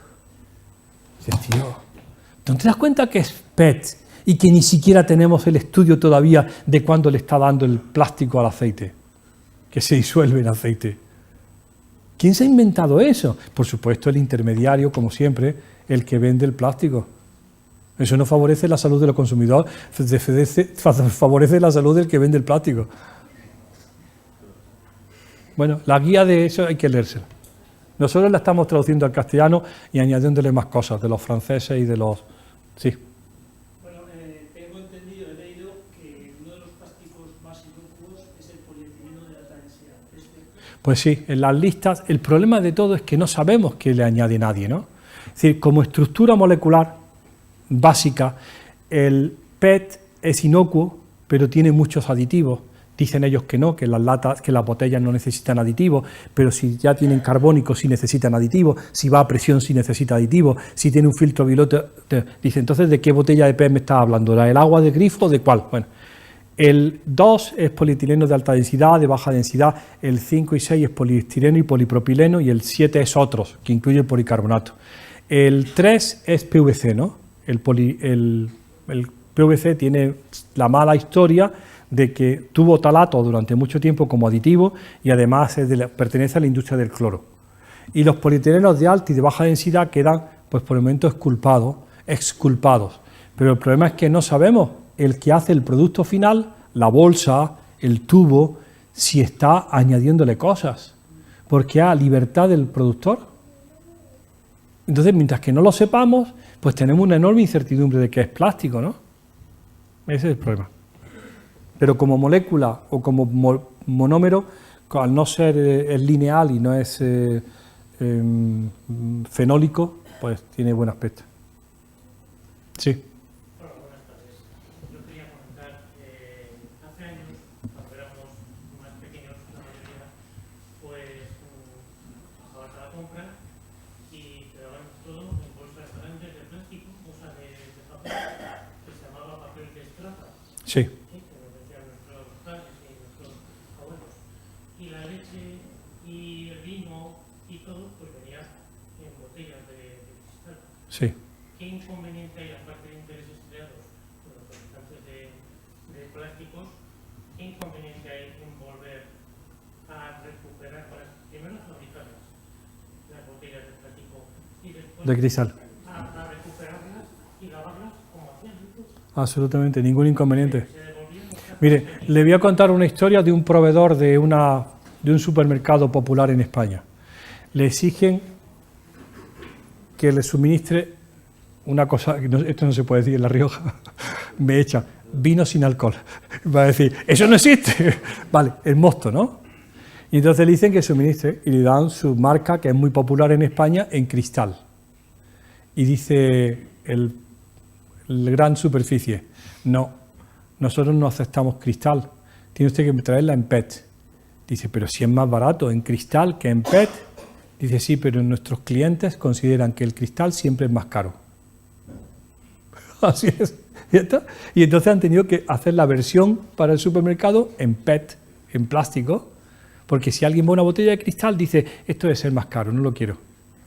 Es decir, es una educación, una mala educación de la clientela cuando en realidad no habría que hacer el sistema de consumo en donde está montado, en donde es el intermediario, el que hace el food packaging, el envase alimentario, el que está sacando el gran beneficio, para un envase que usted no ha reclamado ni ha pedido, que ni siquiera aumenta las características, eso lo diría el otro día, organolépticas del alimento. Nada. Sí. Que quiero recordar que incluso se llegaban a comprar los cascos Sí. para así asegurarte que el proveedor de que se les olvida. Claro. Entonces, vamos a suponer que en su día pues era un euro, 5 pesetas, y te lo cobraban al hacer la compra, más 6 cascos, 5 por 3, 15 que pagabas. Sí. En lugar de cogerlo, te lo devolvían. Con el fin de recuperar las botellas que se rompían, bueno, pues se agotó, pues han perdido ese importe. Pero pienso que era una forma de volver a la normalidad. Absolutamente, absolutamente. Y sería posible, pero es una educación del consumidor, ¿no? Y incluso venían algunas en oscuro, en verde o un color trabajo, Sí, para que no le diese la luz, porque la luz afecta también claro. al alimento. Y completamente inertes. De hecho, en los mercados de ecológicos, donde yo compro el primer sábado de cada mes, no te dan bolsas de plástico, no existen. Todo el mundo va con su carrillo, con su cesto, y parece que está asumido por el consumidor que tienes que ir con el recipiente donde te echan la comida. Y no pasa nada. Más tiene hasta las... Con la bolsa de gracia a comprar y te subías tu bolsa de gracia para sacar. Ya está, así es. Eso no sería más que reeducación, ¿no? Bien. Sí, por favor. Esto que he dicho ahora mismo y antes, dice, y ve con tu propia bolsa a la compra. Sí. Porque una bolsa nueva, ¿qué pasa? Que al abrirla ya te envenena. No creo, porque las bolsas son de polietileno de baja o de alta densidad, no es por el producto, no es por el problema de la exposición. Las bolsas están tan criticadas por el problema de la contaminación y el desecho. No sé si saben ustedes que se acaba de prohibir en Francia, de nuevo, los cuchillos, tenedores y cucharas y plásticos de un solo uso. El país no puede soportar el reciclado de tanto plástico. Entonces lo han prohibido, pero no porque la gente hayan pensado que con un cuchillo de poliestireno se vaya a intoxicar, sino porque es inadmisible tirar tantísimo. Les voy a decir una cosa muy curiosa que para mí fue una sorpresa de hace 4 años. ¿Saben de dónde viene el polietileno de alta densidad, el de baja densidad, el PVC, el poliestireno, el polipropileno, el policarbonato, las resinas epoxi y el PET? Del petróleo. Yo cuando me lo oí, dije, sí, todo es un hijillo del petróleo. Y entonces esto todavía es un coletazo del sistema, un coletazo del sistema. Sigue siendo utilidades del petróleo. Entonces, mientras que el sistema no cambie y no se desmonte por quien lo tiene montado, pues se va a aumentar el consumo y la sustitución. La mayor fábrica de bisfenola del mundo, bueno, de Europa, está en Cartagena. ¿Cartagena de Indias? No, Cartagena, Murcia. Está en Cartagena, Murcia, que hace la friolera de 500 millones de kilos de bisfenola. Empezó haciendo 250.000 toneladas y ya hace 500.000 toneladas. Para todo el tipo de aplicaciones, para hacer los plásticos, las ventanas de los edificios, las gafas bifocales de la señora, que son de policarbonato, estrogénicas. Y eso es derivado del petróleo. Y eso es imparable porque para colocar 500 millones de toneladas, 500 millones de kilos, hay que buscar todos los días nuevas aplicaciones y sustituir lo que había por un elemento nuevo. De pronto va un día al supermercado uno y de pronto se da cuenta de que los carrillos del supermercado ya solamente tienen la estructura metálica, ahora tienen un enorme cajón de plástico. Y es la sustitución continua de unos elementos por otros. Sí. Sí.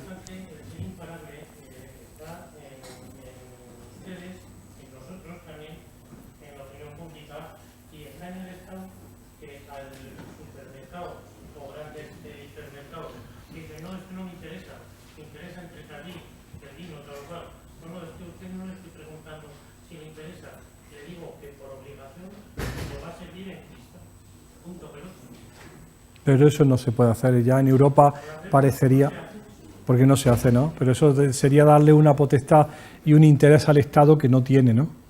Pero a ver, A ver, las señoras que protestaron para defender a las chicas de los supermercados manejando Visionola, yo siempre lo digo, fueron 2 diputadas francesas que se fueron a la Asamblea Nacional y se lo explicaron a sus compañeros machos. ¿Se imagina usted eso aquí? Si llevan años peleándose en asuntos que no nos interesan a nadie. Pero si es que, si es que lo que hacen en la carrera de San Jerónimo no nos interesa a nadie. Bueno, a lo mejor a alguien le interesa. Sí, buenas tardes y muchas gracias. Por favor, sí. Sí, y enhorabuena por la tarde. Quería comentar un poco el tema de la lactancia, me ha llamado un poquito la atención. Muy interesante. Sí, porque claro, yo creo que todas las mujeres que practican la lactancia con sus hijos en ningún momento piensan que le puede pasar algo malo. Siempre hemos relacionado la lactancia como todo lo positivo. Sí. Perfecto, muy bien. Y el segundo, que claro, me gustaría saber usted cómo hace en su día a día, con tanto conocimiento como tiene, no le resultará sencillo, ¿no? Vivir, o sea, o es relativamente sencillo, cómo compagina toda la información que usted tiene Pues mira. con la vida en la que Perfecto. Mira, la primera pregunta de la lactancia es más que relevante porque, gracias a Dios, en el estudio Infancia y Medio Ambiente, desde el principio lo que vimos fue la transferencia madre-hijo de los contaminantes. La transferencia ocurre en el embarazo y en la lactancia, porque en el segundo trimestre del embarazo y en el tercer trimestre del embarazo hay una movilización de grasas para que tu niño de 100 gramos pase a 3 kilos, ¿no? Así que en ese momento se nutre mucho el niño y gana peso a fuerza de movilización de la madre. Es decir, que la exposición independiente de la lactancia ya ha ocurrido durante el embarazo. Lo segundo es que, afortunadamente, cuando hacemos el seguimiento de esas cohortes de niños, lo que hay es un enorme beneficio en desarrollo neuroconductual en las lactancias prolongadas, por todo lo que significa lactancia, por contenido, por proximidad, por todo. Y las madres que tienen lactancias superiores a 6 meses califican a los niños de forma distinta a lactancias menores, indicando que la lactancia es muy positiva. La transferencia puede haber ocurrido, pero la lactancia gana por goleada. Entonces el gran mensaje es lactancia sí, porque al final un montón de los parámetros medibles en neurodesarrollo son asociados con la lactancia. Claro, claro. A ver, fíjese cómo tuvimos la semana pasada que vender el tema. ¿Saben qué comen los niños de 800 gramos en la unidad? ¿Alguien ha visto un niño de 800 gramos en la unidad de cuidados intensivos pediátricos? Un prematuro de 6 meses. Es esto, ¿no?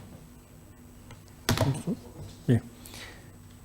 Tienen detrás toda la institución trabajando para ello y madres lactantes generosas que le dan leche al banco de leches.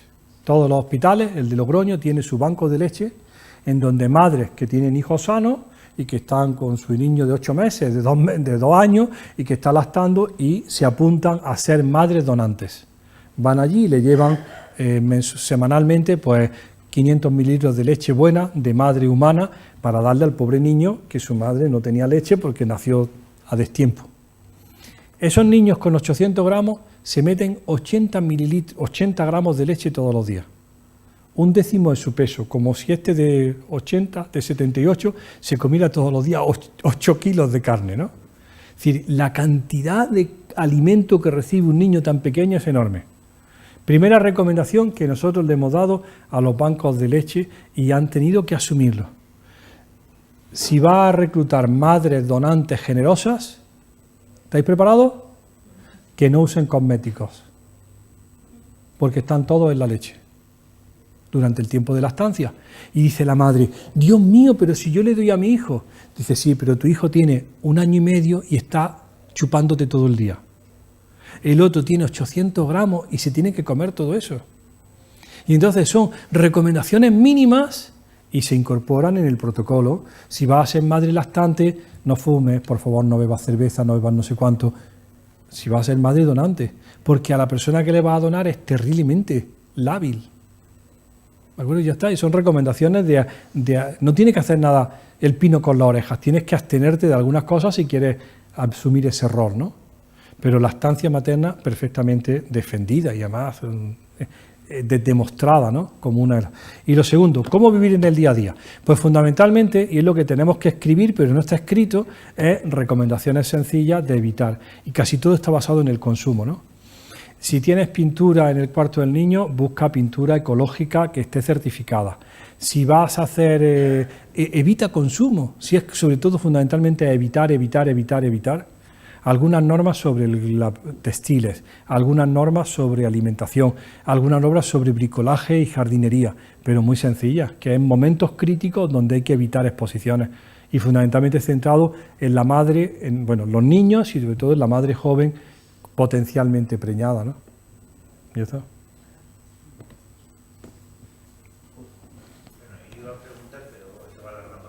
Sí.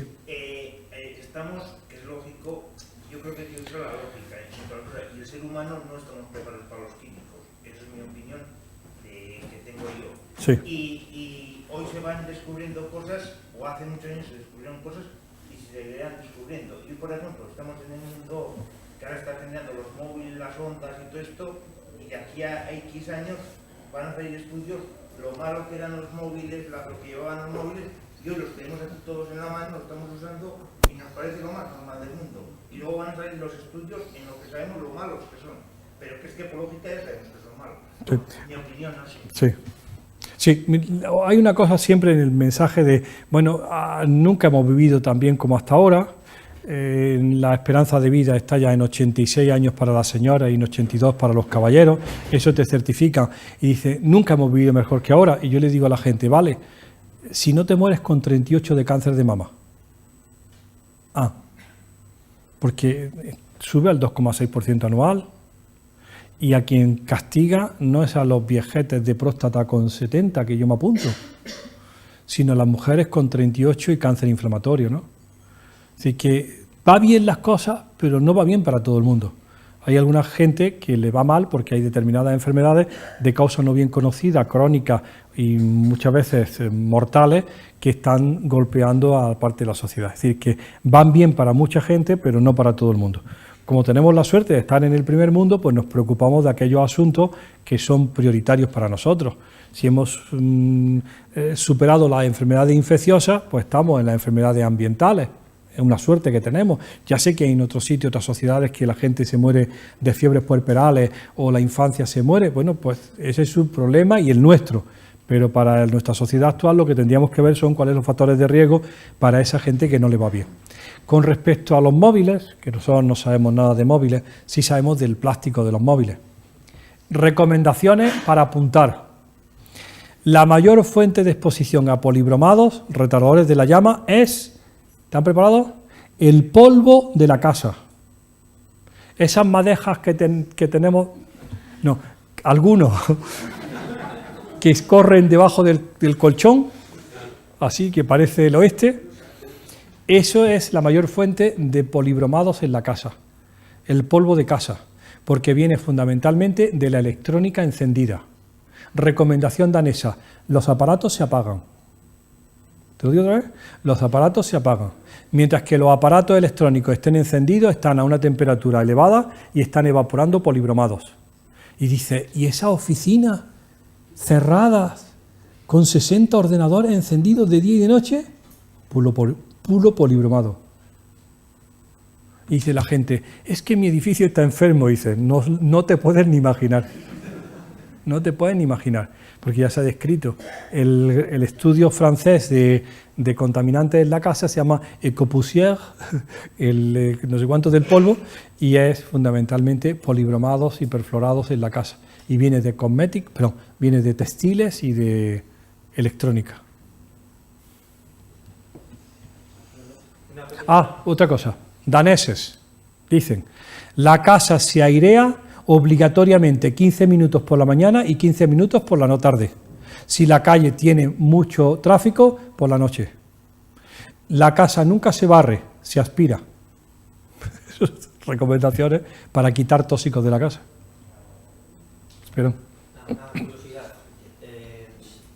¿Que se sabe algo de esa capa que recubre las cazuelas de barro que sirve para comer, para los callitos. Ese recubrimiento de, no sé si sea algún tipo de barniz o algo. Es que no lo sabemos. Es que el gran problema que tenemos es la identificación de la nomenclatura de las cosas. Cada uno utiliza una nomenclatura. Ahora se ha puesto de moda decir interior cerámico. Y dices, ¿pero qué es cerámico? ¿Te refieres a cerámica? Y llaman cerámico aquello que es blanco resplandeciente y que es una resina epoxi. Entonces no hay un interior cerámico, es una resina epoxi pulida. No sabemos. Ahora se nos han acercado, porque siempre tenemos grupos de gente que se nos acerca, los arquitectos preocupados por la cantidad de materiales de resinas epoxi utilizados en la construcción moderna, para dar forma a los cuartos de baño, que lo hacen allí sobre la marcha y lo hacen como de una pieza, ¿no? Dice, sí que son resinas epoxi. Y digo, pues entonces son bisfenol A. Tú verás lo que está pasando. Entonces, no sabemos esa información. Que yo no sé si hay alguna normativa, porque es que aquí se venden las cazuelas de barro para los callos, para todas estas comidas tradicionales. Y claro, es que yo no sé si... No lo sé, porque no sé si es los antiguos que eran vidriados de plomo están prohibidos hace muchos años, ¿no? Por la intoxicación por plomo de las poblaciones, ¿no? Por el plomo y el vinagre y cosas así, pero no sabría decirle. Tenemos un estudio de caso. Viene hace 3 meses, señor, soy fulanito, me interesa mucho esto porque trabajo, agárrense ustedes, en una fábrica de aerogeneradores. Lo han visto, ¿no? Los aerogeneradores son resinas epoxi y policarbonato. Es decir, los famosos molinos de viento, esos que hay eléctricos, dice uno, eso será de algo nuevo, resina epoxi. Y entonces uno no sabe cuánta resina epoxi va a soltar aquello al aire todo el día dando vueltas. Probablemente nada, ¿no? Pero ¿y dónde lo hacen? En Daimiel. ¿Alguien es capaz de poner en el mapa Daimiel? Ciudad Real. Y yo digo, cuando ponen una fábrica en Ciudad Real, ¿qué pretenden? ¿Qué quieres ocultar cuando pones una fábrica en Ciudad Real? Pues la mayor fábrica de toda España de fábrica de aerogeneradores es en Daimiel. Y entonces hacen las palas de generadores esas que vemos por las carreteras. Y allí hay 850 trabajadores metiendo policarbonato y resina epoxi en un molde, pegándola y cepillándola. Y están muy preocupados. Digo, ¿y tenéis motivo? ¿Tenéis motivo? Porque nadie le ha hecho el estudio de exposición. Teóricamente no es un riesgo. Entonces, si tiene que pasar algo pasará allí antes, ¿no? Pero así de ejemplos todos. Bueno. El recubrimiento de las tapas de los botes de conserva que tienen una capa blanca, eso también... Sí, generalmente son resinas epoxi. Lo que se puede hacer es lo siguiente. ¿Qué hacemos en mi casa? ¿Dónde está la señorita de la casa? ¿Qué hacemos en mi casa? Nos cambiamos hace mucho tiempo a tuppers de cristal. Las tapaderas son de plástico, pero nunca calentamos en plástico. ¿De acuerdo? Es decir, la tapa la quita y le pone un plato de loza invertido y calientas y difícilmente toca el alimento congelado la tapa. Y están en el mercado y son tan buenas como la otra y se lavan perfectamente. Es decir, que si quitas la parte de plástico, en los alimentos infantiles y en muchas cosas donde hay un bote de cristal con una tapadera hermética, siempre el recubrimiento interior del aluminio de la tapadera es una resina. Entonces, siempre dices, bueno, ya hicimos hace mucho tiempo un estudio de eso y había unas que tenían y otras que no tenían, pero en cualquier caso el contacto es mucho menor que si fuera completo, ¿no? Esta Silvia Lacorte, cuando hizo el estudio del agua, decía que gran parte de los contaminantes que nosotros atribuíamos a la actividad estrogénica en las botellas de agua venía por el tapón que tiene siempre un recubrimiento interior plástico y que era el que había contaminado la botella, no el PET, sino la resina utilizada en el recubrimiento interior. Ese que tú le quitas, ese que los niños le separan el plastiquillo del interior del tapón. No lo sabemos, pero parece que sí sería un problema, ¿no? Mejor un corcho. Los corchos tienen un problemilla, que se utiliza de forma indiscriminada los insecticidas para el tratamiento de los alcornoques, porque como no es alimentario, y dices, ¿pero qué le está echando al alcornoque? Después no me digas que el corcho lo lleva algo. Sí lo lleva. Sí. Bueno, después de esta tarde Sí. viendo cierta manera bastante catastrófica y los consumidores lo desconocemos, Sí. En su mayoría. Usted como científico, ¿cómo ve el futuro a 20 años? Pues probablemente mucho mejor, porque ¿a dónde quieren que lleguemos ahora? A los 100 años, ¿no? Van a hacer algo para que aguantemos otros 30 años más. Pesadísimo va a ser esto, ¿no? Pero probablemente mejor porque se irán corrigiendo cosas. El problema es, por nuestra misión, la visión personal es la lentitud en el reconocimiento de los riesgos. Hay un libro, si ustedes quieren leérselo, de un tal, es un libro oficial de la Unión Europea, de la Agencia Europea del Medio Ambiente. Se llama Late Lesson of Early Warning, lecciones tardías con advertencias tempranas. Es de un tal David G. Y son 10 casos donde se dijo históricamente, te la vas a pegar, te la vas a pegar, te la vas a pegar, y tardaron años en darse cuenta que había un riesgo claro. Uno es el dietiletilvestrol en el tratamiento del aborto, otro es la talidomida, otro es la radiación ionizante. Son esto que estamos presentando aquí, como decía el compañero, ya ha pasado. La idea es cuántas experiencias malas va a tener que pasar para que alguien sea capaz de actuar de forma cautelosa ante la incertidumbre. ¿Entienden eso? Actuar con cautela ante el desconocimiento. Es decir, si no sabes, dice la Unión Europea, en los principios de precaución, la prueba de la carga recae en el proponente de la acción. Es decir, el que va a poner un pesticida en el mercado tiene que asegurarte que no va a pasar nada. No tú demostrarle 30 años después que pasó algo. Y tiene que estar seguro, responsable de la inocuidad, no del daño. Y el que lo autoriza también, ¿no? Claro, el que lo autoriza también. El que lo autoriza se dedica a pagar investigaciones y todo, y yo le digo, algún día tendrás que leerte lo que has pagado.